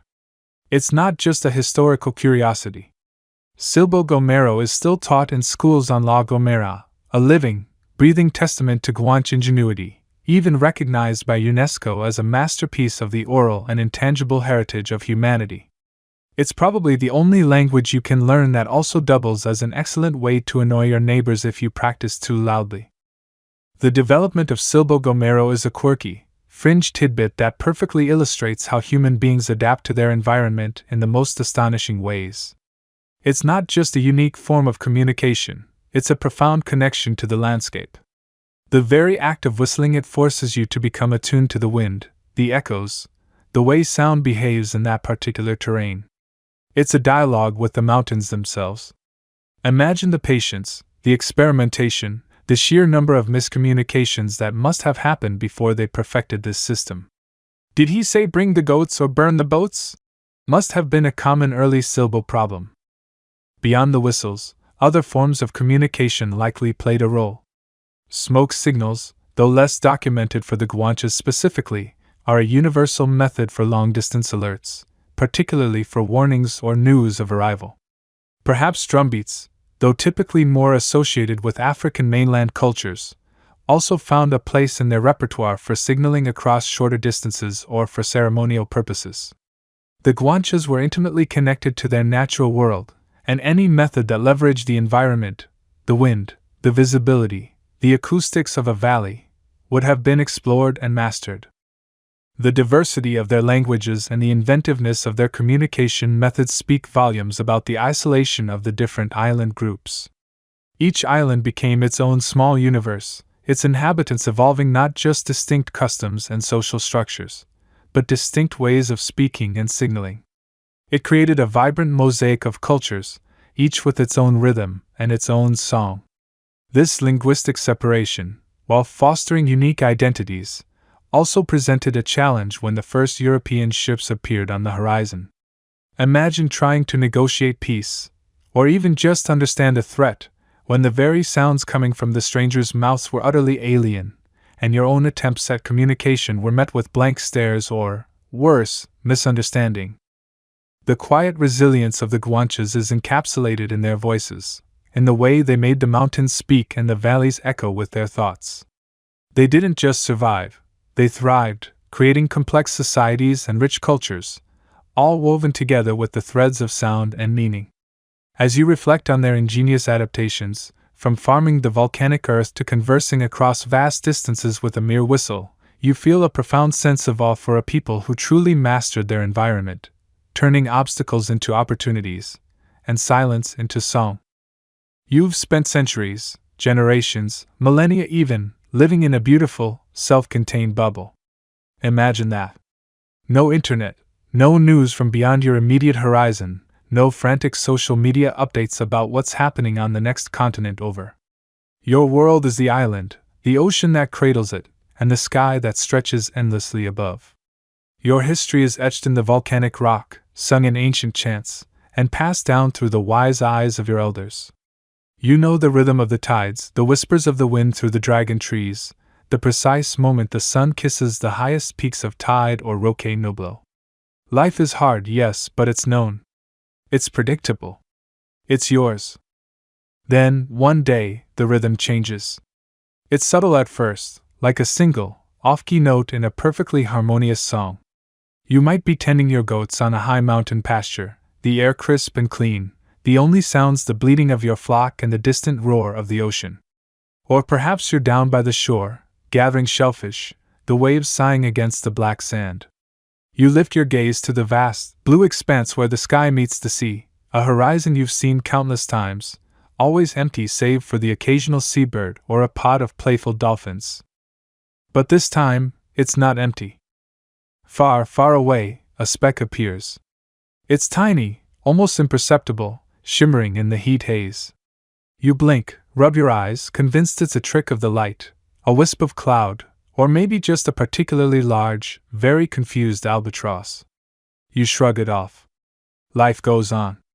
You have chores to do, stories to tell, dinner to prepare. Who has time for optical illusions? But the next day, or perhaps a few days later, the speck returns. And this time, it's bigger. You point it out to your neighbor, a grizzled old man who has seen more sunrises than you've had hot meals. He squints, his brow furrowed, a silent question in his eyes. He's never seen anything like it. None of you have. Your ancestors, for thousands of years, have lived on these islands, never having witnessed such a thing. It's like discovering your favorite coffee mug has suddenly sprouted tiny, feathery wings and started doing interpretive dance. Utterly baffling. The whispers begin. What is it? A floating island? A monstrous sea creature, larger than any whale? A gift from the gods, or perhaps a warning? The curiosity is palpable, a mixture of awe and a prickle of unease. You gather on the highest points of the island, straining your eyes against the glare, watching this strange phenomenon slowly, inexorably, grow. And then you see them. Shapes. Not amorphous blobs, but distinct, defined forms. Tall, impossibly tall, structures rising from the water, catching the sun. They look like the sails of some colossal bird, or perhaps the wings of a giant, unknown insect. As they draw closer, you can discern lines, curves, intricate patterns that are clearly not natural. These are not clouds. These are not creatures. These are something else entirely. Something made. You're witnessing the first European ships. The specific date and nationality of the very first documented sighting are a bit like trying to pin down the exact moment you fall asleep. It's a process, not a sudden snap. But a mainstream historical fact is that European mariners, particularly from Genoa and Portugal, began sporadic visits to the Canary Islands in the early 14th century. For instance, The Genoese navigator Lancelot Malicello is often credited with reaching Lanzarote around 1312, establishing a presence that lasted for 2 decades. These weren't grand expeditions of conquest yet. They were often opportunistic ventures, perhaps seeking new trade routes, or more often, unfortunately, seeking slaves and resources. Imagine their surprise sailing into what they assumed were uninhabited, mythical islands at the edge of the known world, only to find thriving, complex societies living there. It's like going to a deserted island for a picnic and finding a fully functioning, off-grid eco-village already established. Awkward. From your perspective on the island, the ships are a revelation. You've never seen anything larger than a dugout canoe, carved from a tree trunk, propelled by paddles. These new vessels are leviathans, impossibly large, moving without paddles, seemingly driven by the wind alone, their sails billowing like enormous white clouds. The sheer scale of them is mind-boggling. It's a bit like someone from the 1800s seeing a modern aircraft carrier for the first time, utterly beyond comprehension. The air itself seems to thicken with the strangeness of it all. The familiar scent of salt and earth now carries a faint, alien tang, a hint of tar, of foreign wood, of distant, unknown lands. The very light seems different, reflecting off these massive, unfamiliar surfaces. Your senses, honed by centuries of living in harmony with nature, are screaming that something profoundly new has entered your world. Historians still argue whether these initial encounters were primarily peaceful or immediately hostile. Were the first interactions marked by tentative curiosity, or did the Europeans, often driven by avarice, immediately resort to raiding? The truth is likely a messy blend, varying from island to island and encounter to encounter. But for you, the islander, the feeling is one of profound disruption. Your quiet, isolated existence, once a given, now feels fragile, exposed. One quirky or fringe tidbit about these early encounters is the sheer confusion on both sides. Imagine a Guanche warrior, armed with a sharpened stone spear, encountering a European in full plate armor, wielding a steel sword. It would be like a medieval knight trying to understand a robot. The Guanches, having no metallurgy, would be utterly mystified by metal tools and weapons. They might have thought the armor was some kind of hardened skin, or that the steel glinting in the sun was a magical, unbreakable stone. Conversely, the Europeans often struggled to comprehend the Guanche way of life, their sophisticated cave dwellings, their unique languages, and their profound connection to the land. They often dismissed them as savages, failing to see the complex civilization thriving before their eyes. It's a classic case of cultural blind spots, where your own worldview makes it impossible to fully grasp another's. Like trying to explain TikTok to someone who thinks the internet is a fishing net. As the ships draw closer, you can almost feel the vibrations through the ground, a low thrum that resonates in your chest. You see figures on deck, strangely dressed, their skin colors and features unlike any you've ever seen. They are men, yes, but different. They carry strange objects, some glinting ominously in the sun. Sometimes these early ships would simply sail past, a fleeting apparition on the horizon, leaving behind only questions and a lingering sense of wonder. Other times they would drop anchor, and smaller boats would be lowered, rowing towards your shores. These were the moments of true contact, often fraught with misunderstanding and danger. The Europeans, desperate for fresh water, provisions, or human cargo, would attempt landings. You, the Guanches, would respond with a mixture of fear, curiosity, and protective instinct. You watch as these strange men step onto your sacred sands. They speak in guttural, alien tongues. Their gestures are unfamiliar. They carry what you now recognize as weapons, not stone or wood, but something harder, sharper, glinting with an unnatural light. The air, once filled with the familiar scents of your island, now carries the whiff of unfamiliar spices, of distant wood smoke, of the sea salt spray from a far-off ocean. Your people, who have lived in a state of splendid, almost utopian, isolation for so long, are now faced with the undeniable reality of an outside world.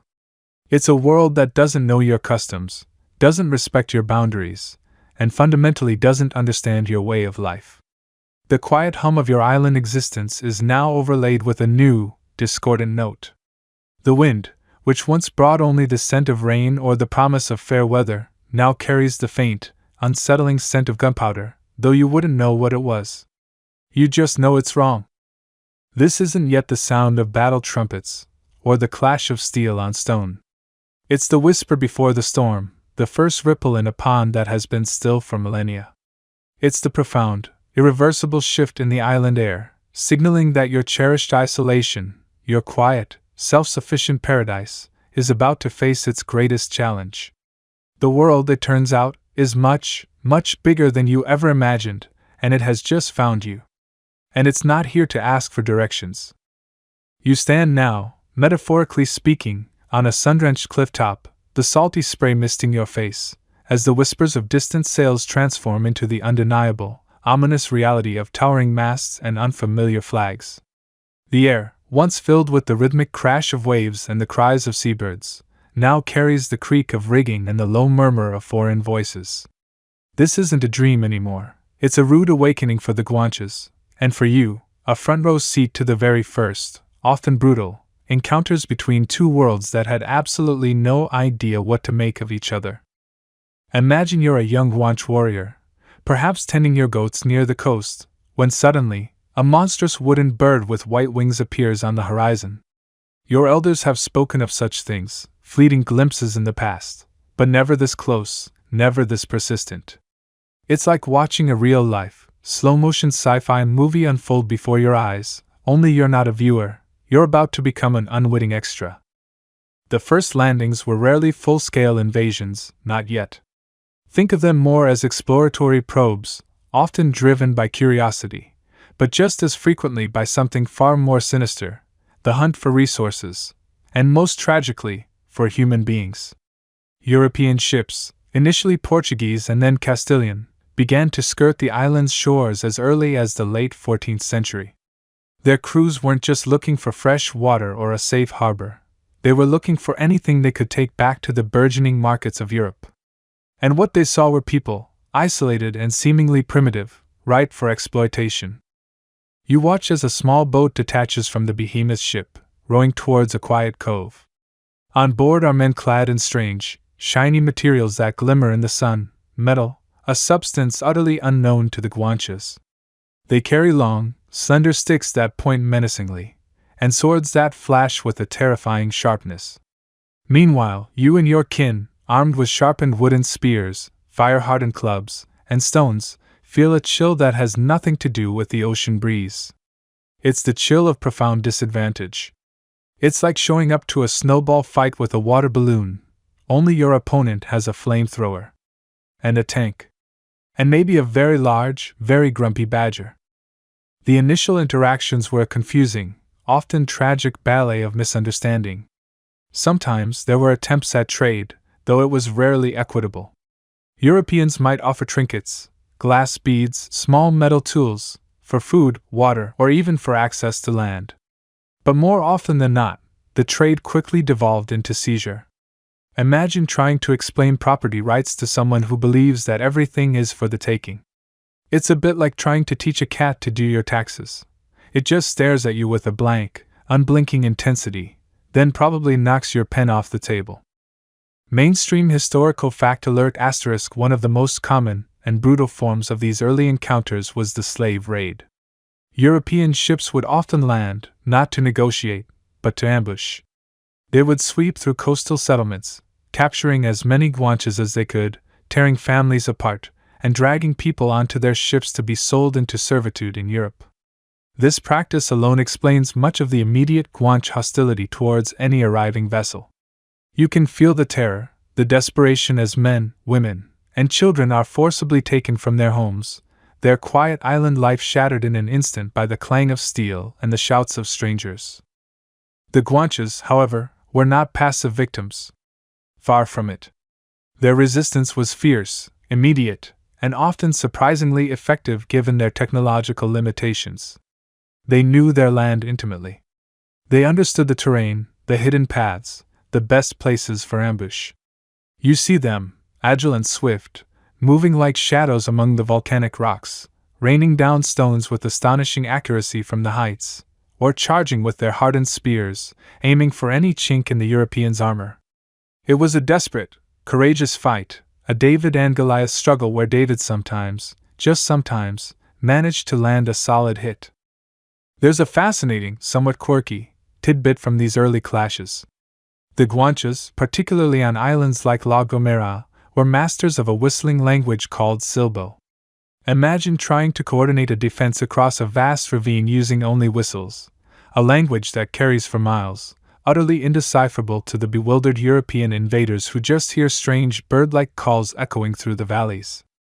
It's like fighting an enemy who communicates via Morse code played on a kazoo, utterly baffling and surprisingly effective for keeping your plans secret. You can almost hear the European captain muttering, Are they just really good at bird calls, or is that a battle plan? These first encounters were almost always characterized by a profound technological disparity. The Europeans wielded crossbows, early firearms, like the unwieldy harquebus, and steel swords, protected by metal armor. The Guanches, as we've discussed, fought with an ingenuity born of isolation, sharp obsidian knives, wooden clubs, spears, and stones. While their weapons were effective in skilled hands, they were no match for gunpowder and steel in an open confrontation. You can almost feel the jarring impact of a stone against a steel helmet, or the terrifying thud of a crossbow bolt. Yet, despite this, the Guanches often achieved initial victories. Their intimate knowledge of the island, their sheer numbers in localized areas, and their incredible bravery often repelled these early raiding parties. They would lure invaders into difficult terrain, set ambushes in narrow passes, and use their agility to outmaneuver the more heavily armored Europeans. There were instances where entire landing parties were wiped out or forced to retreat in disarray, leaving behind their dead and wounded as a grim warning. Open scholarly debate phrase * historians still argue whether the very first interactions between Europeans and Guanches were predominantly hostile, driven by slave raids, or if there were more frequent, if fleeting, periods of peaceful contact and trade that simply weren't as well documented due to their less dramatic nature. It's a chicken or egg question. Did the brutality start immediately, or did a few bad apples spoil the barrel for everyone else? Either way, the barrel was definitely spoiled pretty quickly. The Europeans, for their part, were often shocked by the ferocity of the Guanche resistance. They had perhaps expected an easy conquest, a simple walkover against savages. Instead, they met proud, skilled warriors who fought with every fiber of their being to protect their homes and their freedom. These initial clashes, though often small in scale, set the tone for the long, drawn-out struggle that was to come. They taught the Europeans that these islands would not be easily taken, and they taught the Guanches that the world beyond their shores was not just vast, but also incredibly dangerous. You can almost hear the pounding of feet, the shouts, the clash of wood against metal, the desperate cries. It's a raw, visceral experience, the collision of two completely different realities. The Guanches, who had lived for millennia in quiet harmony with their islands, were now forced to confront an existential threat unlike anything they had ever imagined. Their isolation, once their greatest protector, had now become their greatest vulnerability. And as the European ships, sometimes battered, sometimes triumphant, sailed away, leaving behind a wake of fear and blood, the Guanches knew, deep in their hearts, that this was just the beginning. The whispers had become shouts, and the shouts, soon, would become a roar. The salty air, once a gentle caress, now carries a different weight. You feel it shift, not with the natural rhythm of the tides, but with the ominous pressure of approaching change. The whispers of distant sails have become the roar of cannons, and the fleeting glimpses of strange ships have given way to the heavy tread of armored boots on ancient earth. The period you now enter is not one of quiet island life, but of desperate, drawn-out struggle. This is where the idyllic isolation of the Guanches collides with the relentless ambition of the European powers, a clash that would echo through the very bedrock of these islands for centuries. Imagine, for a moment, the sheer, bewildering audacity of it all. For thousands of years, the Guanches had been the undisputed masters of their volcanic havens. They had carved out lives, built societies, and developed unique cultures, entirely unaware that a whole other world existed, let alone one that viewed their lands as mere prizes to be claimed. Now, suddenly, these interlopers arrive, not as curious visitors, but as conquerors, bringing with them a terrifying arsenal of steel, gunpowder, and an unshakable belief in their own divine right to rule. It's like discovering your cozy, self-sufficient treehouse is suddenly being repossessed by a giant, metal-clad squirrel holding a very pointy stick. You'd probably be a bit miffed, right?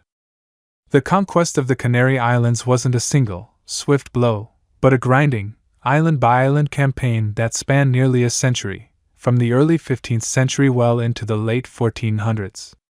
It was a testament to both the Europeans' technological superiority and, more importantly, the Guanches' incredible, tenacious will to resist. You watch as the first waves of conquest wash over the easternmost islands, Lanzarote, Fuerteventura, El Hierro, and La Gomera. These were often the targets of private Castilian and Norman adventurers, not yet the full might of the Spanish crown.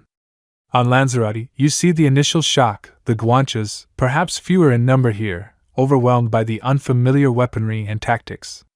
They fight with their spears, their sharpened stones, their sheer physical prowess, formidable against each other, but tragically outmatched against crossbows and early firearms. You can almost hear the thunk of a javelin hitting steel armor, a sound of futility against the inevitable. Fuerteventura follows, its long, arid plains offering little cover for sustained resistance. Here, the Guanches, though brave, find themselves cornered and eventually subdued. On El Hierro, the smallest of the main islands, the story is particularly poignant. Its people, the Bimbaks, were known for their gentle nature. Their resistance was short-lived, marked by a devastating slave raid that decimated their population. La Gomera, too, falls relatively early, though its people, the Gomeros, would later stage fierce revolts against their new overlords, proving that even a conquered spirit can still burn with defiance. These early conquests served as a grim preview, a slow-motion tutorial on how not to fight an invading force. But as the European ambition turned westward, towards the larger, more populous, and more fiercely independent islands, the nature of the struggle changed dramatically.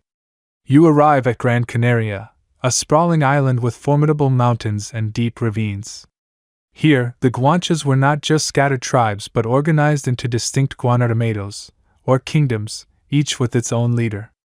When the Castilian crown finally launched a full-scale invasion in 1478, it wasn't a quick skirmish. It was a grueling, 5-year war.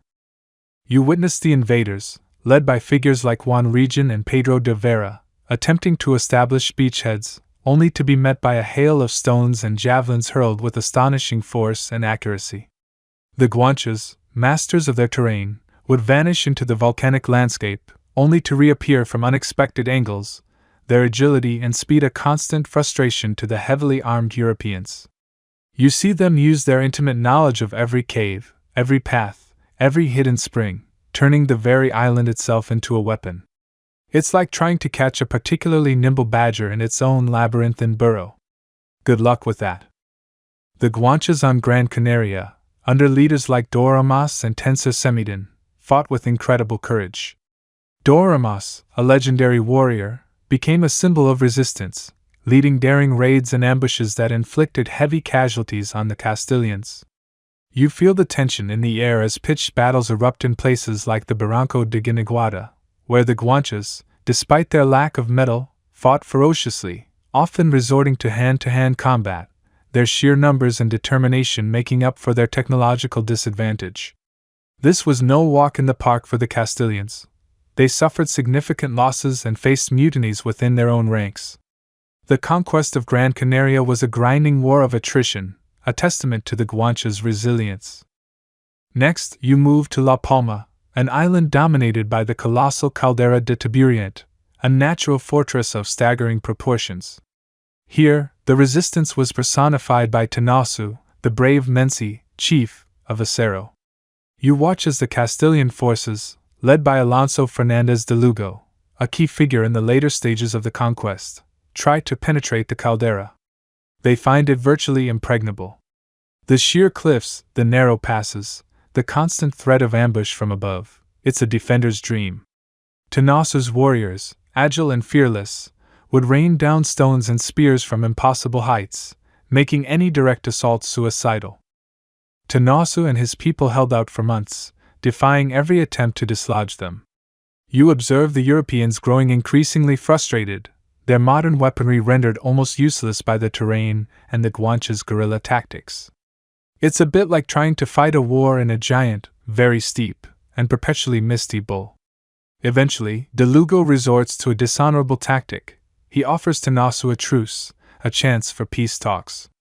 You see Tanasu, perhaps weary but still proud, agree to meet. But as he descends from his mountain stronghold, he is ambushed and captured. It's a bitter moment, a stark reminder that sometimes, the most effective weapon is not steel, but deceit. Tanasu, refusing to eat or drink, died on the journey to Spain, his spirit unbroken even in captivity. His capture effectively ended organized resistance on La Palma. Finally, you arrive at Tenerife, the largest and most populous island, and the very last stronghold of Guanche sovereignty.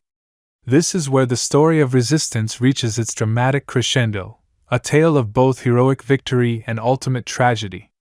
Tenerife was divided into 9 menciados, or kingdoms, a unique political structure. Crucially, these were split into 2 factions, the Menciados de Paces, kingdoms of peace, who sought accommodation with the Castilians, and the Menciados de Guerra, kingdoms of war, who were determined to fight for their independence. This internal division, you realize, was a critical factor. Historians still debate the extent to which internal divisions among the Guanche Mencies on Tenerife contributed to their eventual downfall, or if the sheer technological disparity made their defeat inevitable.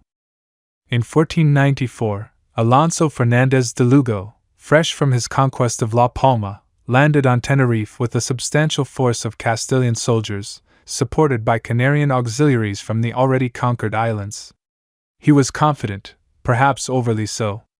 You feel the tension build as his army marches inland, aiming for the heart of the kingdoms of war. Then comes the Battle of Acentejo, often called La Matanza, the slaughter, a name given by the Castilians themselves. You stand in the narrow, forested ravine, feeling the claustrophobia of the path. De Lugo's forces, marching in a long, vulnerable column, are ambushed by the Guanches from the Menciados de Guerra, primarily led by Bencomo, the Menci of Taro. The Guanches, using their intimate knowledge of the terrain, had hidden themselves amongst the dense laurel forests. As the Castilians entered the choke point, the Guanches unleashed a torrent of stones, javelins, and war cries. You hear the screams, the clang of steel, the thud of bodies. The Castilian formation shatters. Their heavy armor, designed for open battlefields, becomes a death trap in the narrow confines of the ravine. They cannot maneuver, cannot deploy their crossbows effectively, and their horses are useless. The Guanches, lighter, faster, and knowing every twist and turn, swarm them. It's a brutal, chaotic melee. You see the sheer terror in the eyes of the Castilian soldiers as they are overwhelmed by a people they had underestimated. The Guanches, fighting with a desperate ferocity for their homeland, achieve a stunning, decisive victory. De Lugo himself barely escapes with his life, and a massive portion of his army is annihilated. It was one of the most significant defeats suffered by European forces during the age of exploration against indigenous populations. You'd think after a few islands they'd have learned not to underestimate a people whose morning commute involved scaling vertical cliffs. The triumph at Acentejo was a glorious, albeit temporary, reprieve. It proved that even against overwhelming odds, courage, tactical genius, and a deep connection to one's land could achieve the impossible. But the Castilians were not easily deterred. De Lugo, humbled but not broken, retreated to Gran Canaria, regrouped, and returned months later with an even larger, better equipped army, including a significant contingent of cavalry and more firearms. You witnessed the final, agonizing acts of the conquest. The Guanches, though emboldened by their victory, were now facing an enemy determined to learn from its mistakes. In the subsequent Battle of La Laguna and then the decisive Second Battle of Acentejo, also known as La Victoria, the victory, for the Castilians, the tide turned irrevocably. Bencomo, the hero of La Matanza, falls in battle. The Castilian cavalry, now deployed more effectively on open ground, proved devastating against the Guanche formations. Disease, too, began to take its toll, as European maladies, against which the Guanches had no immunity, swept through the island. You feel the weight of defeat settle upon the land. The remaining Menciatos de Guerra, their leaders have fallen, their people decimated by war and sickness, are forced to surrender. The last independent Guanche Menci, Anaturv of Guimar, finally submits. The year is 1496. With Tenerife's fall, the entire archipelago is formally incorporated into the Crown of Castile. The long, arduous fight for freedom, island by island, has come to its tragic end.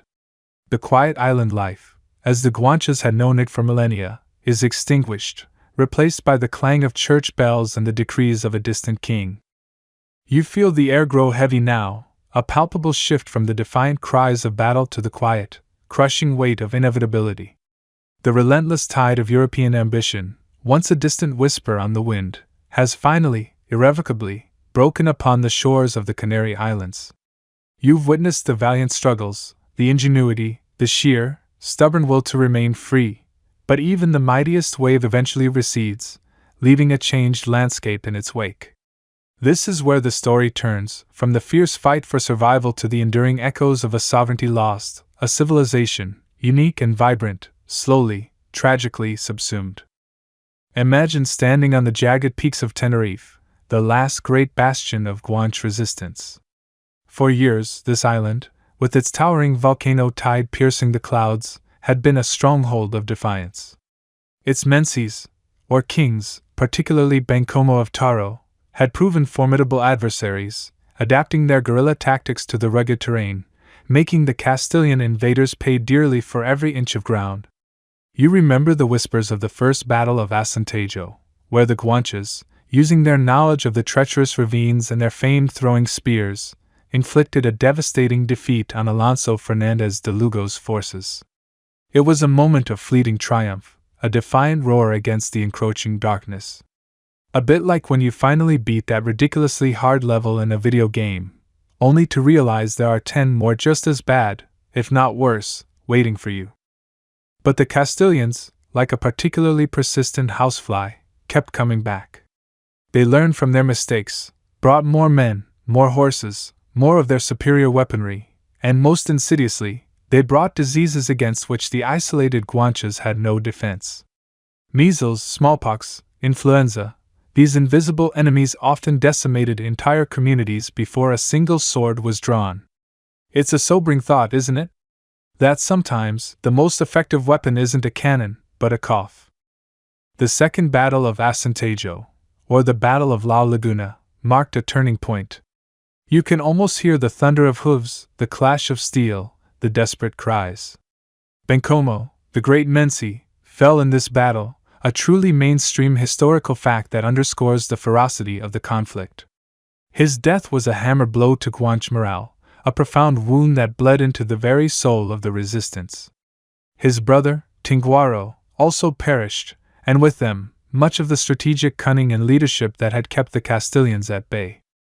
You watch as the remaining Mencies, now fractured and weakened, face an impossible choice. Continue a fight that could only end in annihilation, or negotiate a surrender that would forever alter their way of life. It's a moment pregnant with sorrow, a deep, collective sigh of a people whose world is crumbling around them. The Pact of Los Realejos is signed, a formal surrender, yet it feels less like an agreement and more like an epitaph for Guanche sovereignty. You can almost taste the dust of defeat settling on everything. With the military resistance broken, the true subjugation began. It wasn't just about planting a flag and declaring victory. It was about dismantling an entire social and cultural system and replacing it with another. You see the Castilians imposing their laws, their language, their religion. The intricate social structures you learned about, with their mencies and guanartums, their councils and their nuanced customary laws, were systematically dismantled. Suddenly, their wisdom and authority were deemed irrelevant, replaced by the decrees of a foreign king thousands of miles away. It's like someone coming into your perfectly organized spice rack and deciding that actually, All your spices should just be dumped into one big jar. Efficient, perhaps, but utterly devoid of charm or logic. The Guanches, once masters of their own destiny, became subjects. Many were enslaved, destined for the sugar plantations of Madeira or the burgeoning slave markets of Europe. You see families torn apart, their bonds of kinship severed, their ancestral lands confiscated and parceled out to Castilian settlers. Imagine watching your family's ancient farming plots, worked for generations, suddenly being fenced off and given to someone who doesn't even know how to grow a decent yam. Others were forced into labor on new farms, building projects, or even in the very fortresses that had been used to conquer them. Their unique agricultural methods, perfectly adapted to the island's volcanic soil, were often dismissed in favor of European farming techniques, sometimes less effective in the local climate. It's a prime example of, we know best, even when we clearly don't. And then there was the conversion. The spiritual world, so deeply intertwined with nature, with the sacred mountains and ancestral spirits, was systematically targeted. Missionaries arrived eager to save the souls of the heathen islanders. You see the ancient ritual sites desecrated, the sacred trees cut down, the idols smashed. Forced baptisms became common, a symbolic erasure of their old beliefs. While some conversions were undoubtedly sincere, many were born of coercion, a desperate attempt to avoid further persecution or to gain some small measure of favor with the new masters. It makes you wonder how many Guanches, even after publicly embracing Christianity, still secretly offered quiet prayers to Majek, the sun god, or to their beloved ancestors, beneath the silent, watchful gaze of tide. A quirky, perhaps heartbreaking, tidbit emerges from this period, the practice of repoblation or repopulation. After the conquest, the islands were systematically repopulated with settlers from Castile, Portugal, and even other parts of Europe. However, the Guanches weren't entirely wiped out, instead many were integrated, often through forced marriages with the newcomers. It was a deliberate policy to dilute their distinct identity and create a new, unified population loyal to the Castilian crown. This meant that while the pure Guanche culture and language began to fade, their genetic legacy, their very DNA, continued to flow through the veins of the new Canarian people. You might say they were absorbed, rather than completely erased, like a stubborn stain on a favorite shirt that just won't quite come out, no matter how much you scrub. The linguistic diversity, too, began its slow, inevitable decline. The unique languages spoken across the different islands, which you explored earlier, gradually gave way to Castilian Spanish. While some words, particularly related to the natural world or specific local customs, persisted and were absorbed into the Canarian dialect, the distinct grammars and vocabularies of the Guanche tongues faded into memory, preserved only in fragmented records and the occasional, wistful sigh of a scholar. The ultimate subjugation was not a single event, but a drawn-out process, a slow strangulation of a vibrant culture. It was the loss of their land, their freedom, their gods, their language, and ultimately, their distinct political identity. You feel the profound sense of cultural loss, a quiet tragedy that played out over decades. The proud, isolated people who had thrived for millennia in their island paradise were now a conquered, marginalized minority in their own homeland. Historians still argue whether the demographic collapse of the Guanches was primarily due to warfare and direct violence, or, more significantly, to the devastating impact of introduced diseases and the subsequent social disruption. It's a complex equation, but the outcome was undeniably catastrophic for the indigenous population. Their numbers plummeted, their social structures fractured, and their unique way of life, forged over thousands of years of isolation, was irrevocably shattered. You can almost hear the silence that followed the last battles, the quiet after the storm. It wasn't the silence of peace, but the quiet of resignation, of a people coming to terms with a world utterly transformed, a world where their ancient ways were no longer valid, where their voices were no longer sovereign. The Guanches, as a distinct, self-governing people, ceased to exist. Their story, however, was far from over, but the chapter of their independent sovereignty had tragically closed. As the dust of conquest settled, and the echoes of skirmishes faded into the island winds, you might imagine a clean slate, a complete erasure of what was. But history, much like the resilient lava flows themselves, rarely leaves a perfectly smooth surface. Instead, it creates a new landscape, intricate and interwoven, where the old subtly, yet profoundly, shapes the new. You stand now at this fascinating crossroads, where the vibrant threads of Guanche life, though stretched and frayed, did not snap entirely, but rather braided themselves into the very fabric of the emerging Canarian identity. It's a story not of disappearance, but of a quiet, enduring legacy, like a well-loved song that changes its tune over centuries but keeps its ancient melody. Imagine the islands in the years immediately following the final submission. The grand pronouncements of Castilian rule rang out, new churches rose, and new laws were enforced. But life, as it always does, continued. The Guanches, those who survived the conflicts, the diseases, and the brutal enslavement, were not simply vanished. Many were integrated, forcibly or otherwise, into the new colonial society. You see them working the fields, tending new crops, learning new customs, and yes, even intermarrying. This wasn't a matter of choice for many, but a raw, pragmatic necessity for survival. The conquerors, largely male, often took Guanche women as wives or concubines, leading to a rapid process of mestizage, or racial and cultural mixing. You might picture a dusty village street, a Guanche mother teaching her child a lullaby in a language now considered old, while the father, perhaps a Castilian soldier turned settler, carves a cross above the doorway. This isn't just a quaint image, it's a fundamental, mainstream historical fact.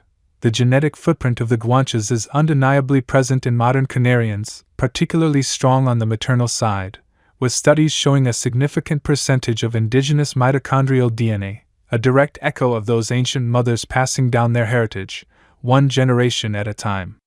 It's a biological testament to a cultural blend, proving that the Guanches didn't just fade away. They flowed into the bloodstream of the island's future. And as their blood flowed, so did their words, like tiny, persistent streams carving paths through the new linguistic landscape. You might think Spanish completely replaced the diverse Guanche languages, and largely it did. But listen closely, and you'll hear whispers of the past. Drive through the islands today, and you'll encounter place names that roll off the tongue with an ancient cadence. Tamanfaya, Tide, Anada, Galder, Tegest. These aren't Spanish. They are enduring linguistic monuments to the Guanches, their names for the very land they knew and loved.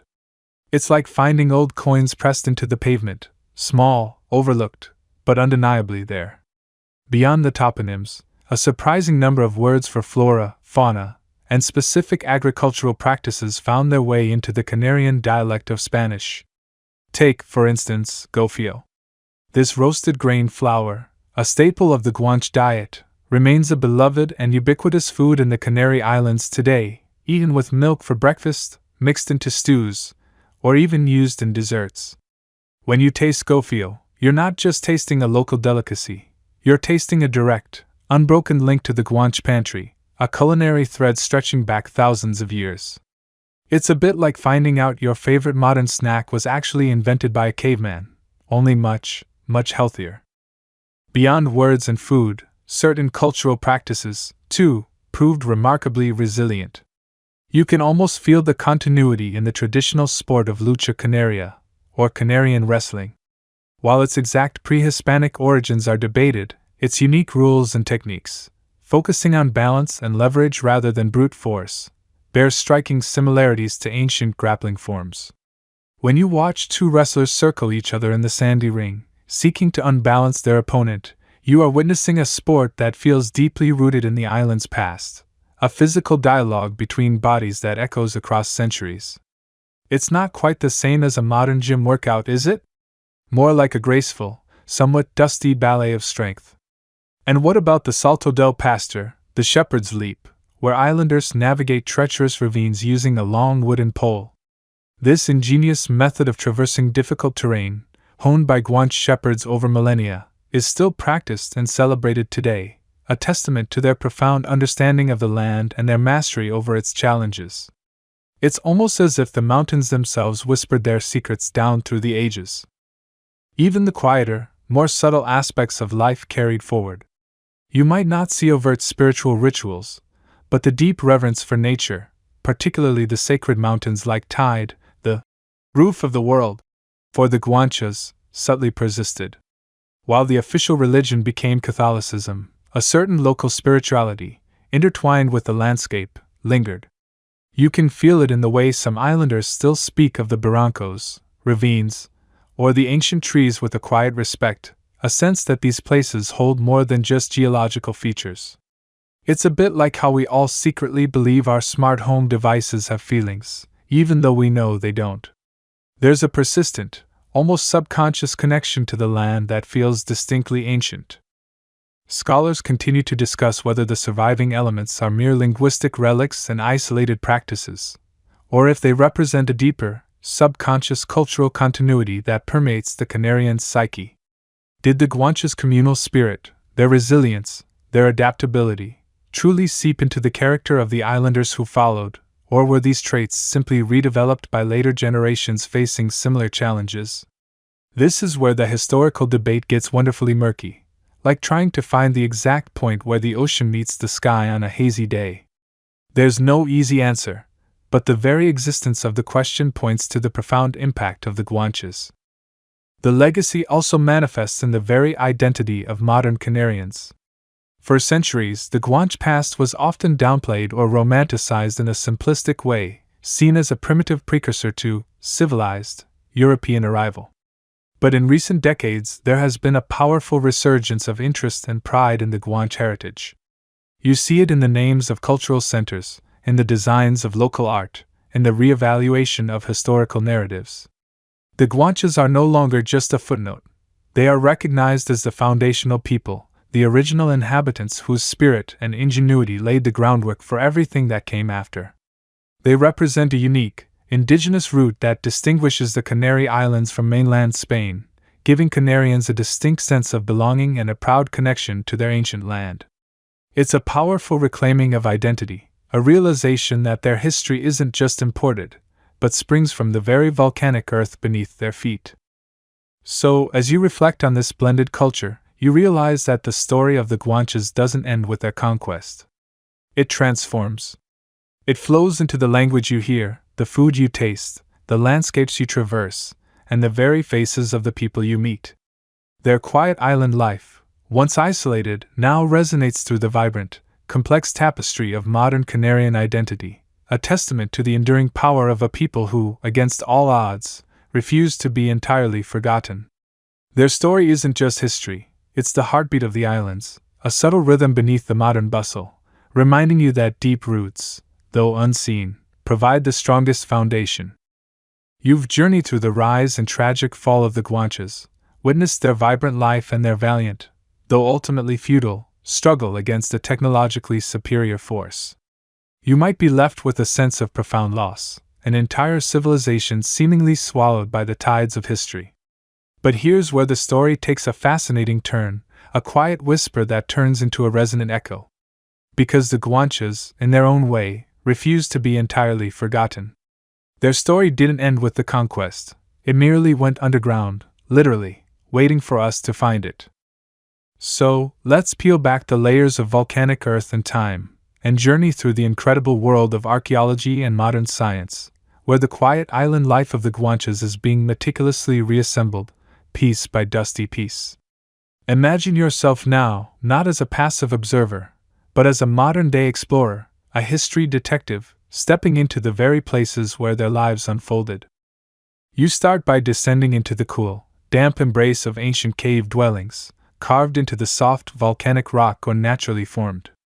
These aren't just holes in the ground, they're homes, kitchens, gathering places, and sometimes, even sacred spaces.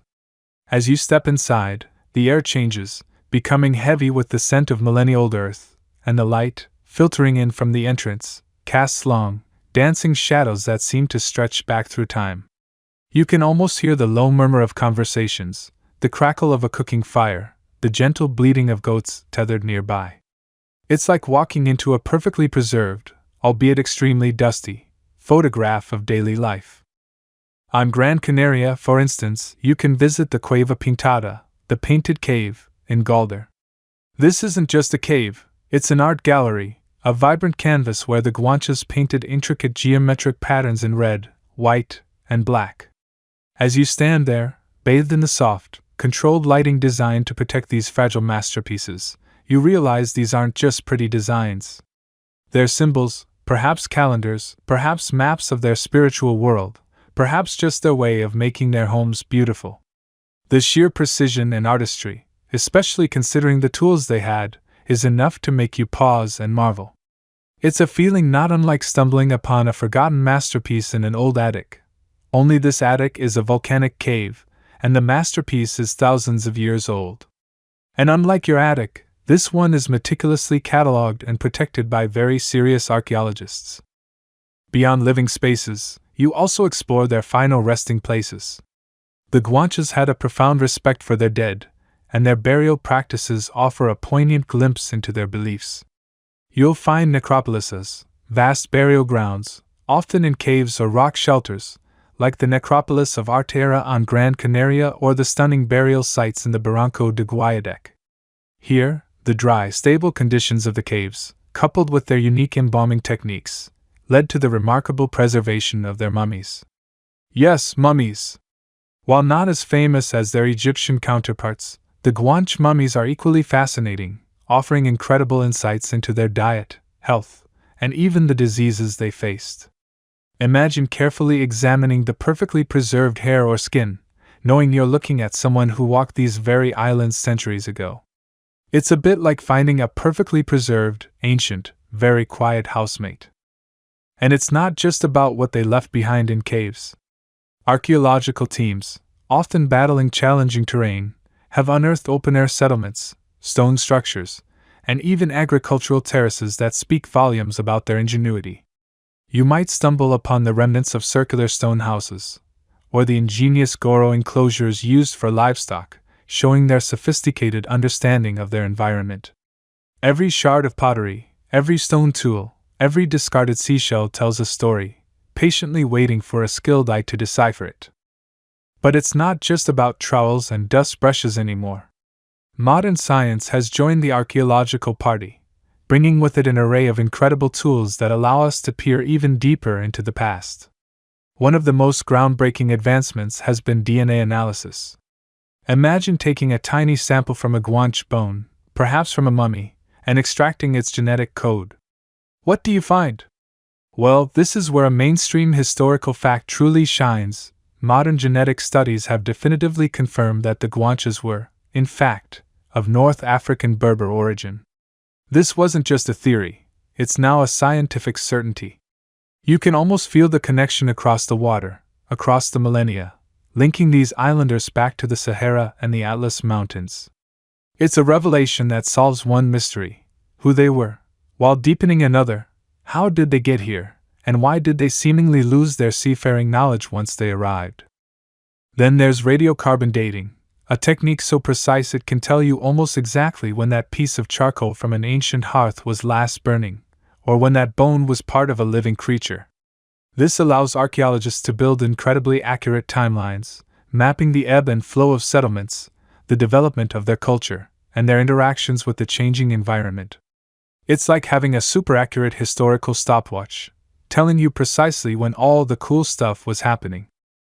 Bioarchaeology, the study of human remains, offers another window into their lives. By examining bones and teeth, scientists can reconstruct their diet. Lots of barley, goat, and fish, it turns out, with some wild plants thrown in for good measure. They can identify signs of disease, injuries, and even the physical demands of their daily lives. You learn about their average height, their general health, and even signs of wear and tear from grinding grain or climbing steep volcanic slopes. It's truly incredible how much a few old bones can tell you about a person's entire existence. And what about the quirky, the slightly mysterious, the things that make you scratch your head and wonder? You might find yourself pondering the pyramids of Gamar on Tenerife. These step pyramids, resembling ancient structures found in Mesoamerica, have sparked intense debate. Were they built by the Guanches? Were they natural formations modified by later farmers? Or, as some fringe theories suggest, do they point to some inexplicable, cross-oceanic contact? Historians still argue whether these mysterious structures were truly built by the Guanches for a specific ceremonial purpose, or if they are simply terraced agricultural plots created by later settlers. It's one of those delightful historical puzzles, a true did they, didn't they moment that keeps the scholarly discussions lively, and perhaps provides a good excuse for a thoughtful, sleepy gaze into the distance. Beyond the physical remains, there's the ongoing effort to understand their languages. While no full Guanche texts exist, fragments of words, place names, and the structure of their speech have been painstakingly pieced together by linguists. They've found strong connections to Berber languages, reinforcing the genetic evidence. Imagine the challenge of reconstructing a language from whispers and echoes, a true linguistic detective story.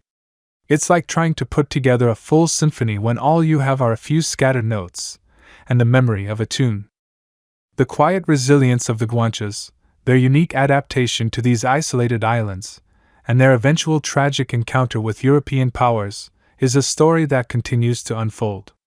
Every new excavation, every advanced scientific analysis, adds another brushstroke to the portrait of this remarkable people.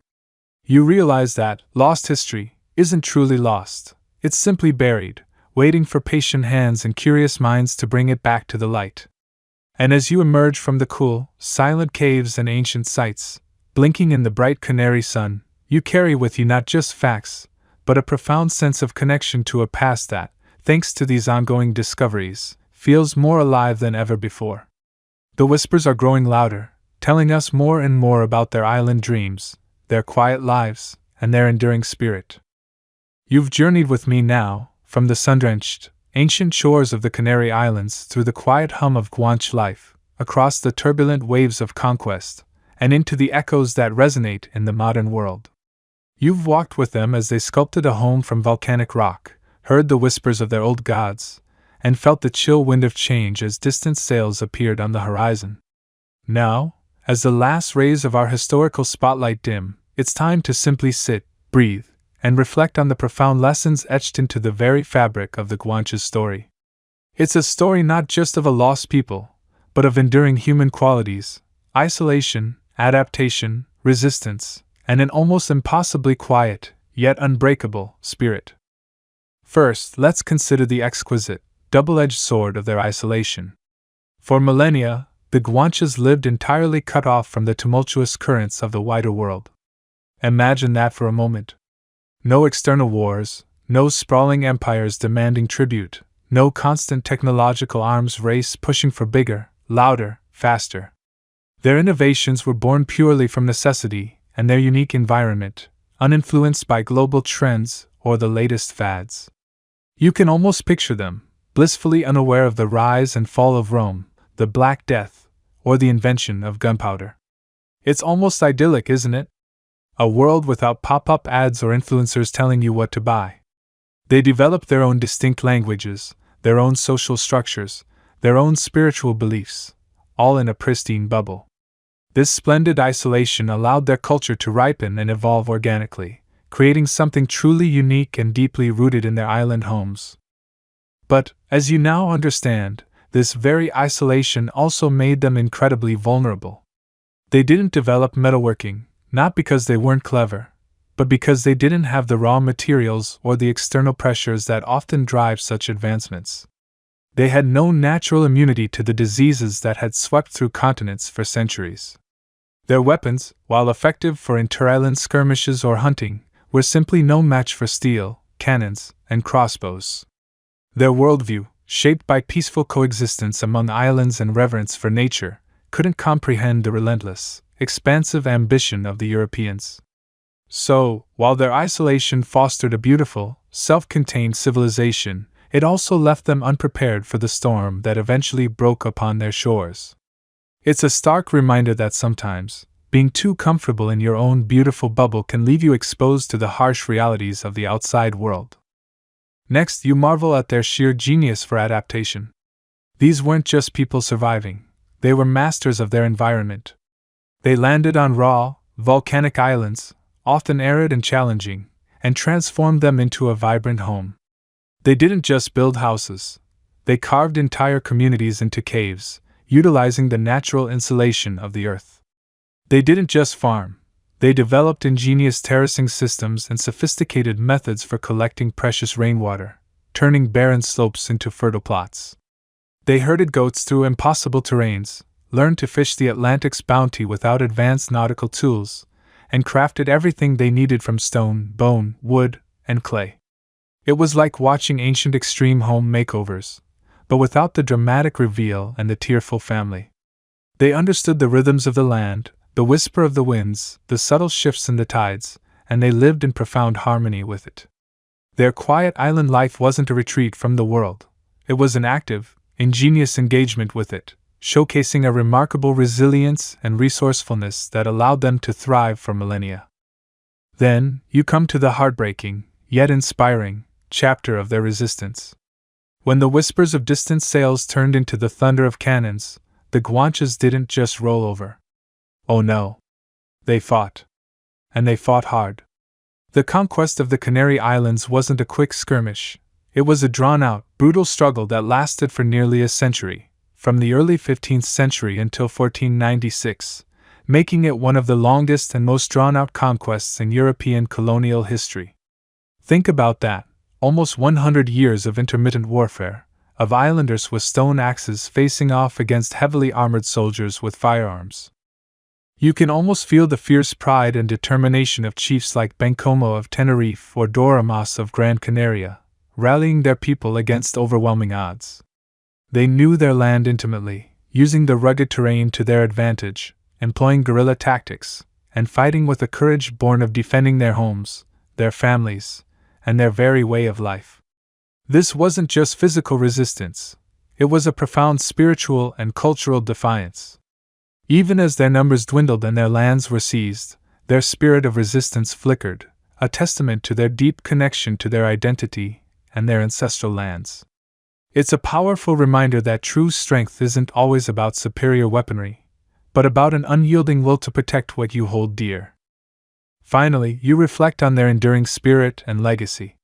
While the Guanches as a distinct, sovereign people were tragically subdued, their story didn't simply vanish into the mists of time. Their legacy persists, woven into the very fabric of modern Canarian identity. You can see it in the genetic markers carried by many islanders today, a quiet whisper of ancient bloodlines.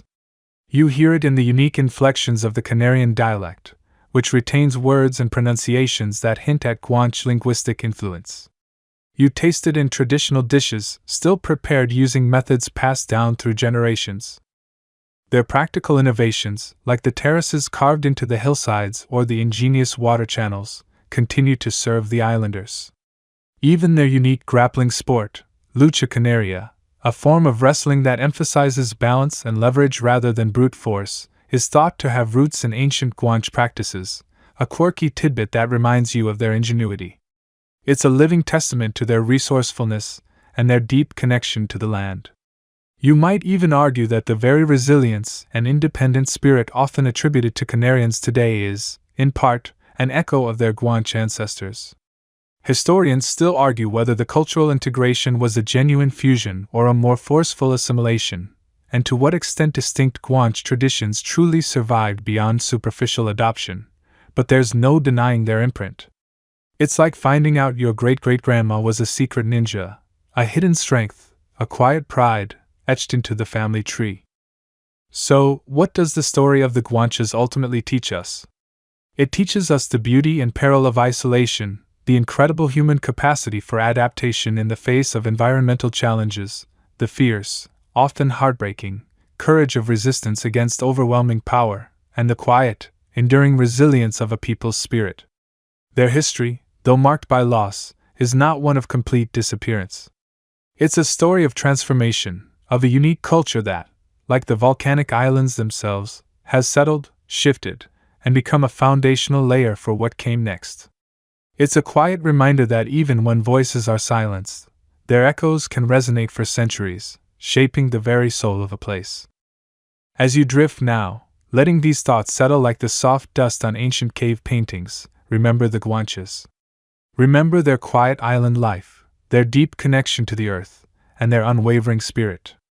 Feel the gentle breeze carrying the scent of salt and ancient earth, a silent lullaby from a long-lost world that still whispers its profound lessons to those who listen. Let the images of their simple, yet rich, lives, their ingenuity, and their quiet strength, fill your mind. The sun sets over the Canary Islands, just as it did for them, thousands of years ago, and just as it will again tomorrow. All is quiet now. All is calm.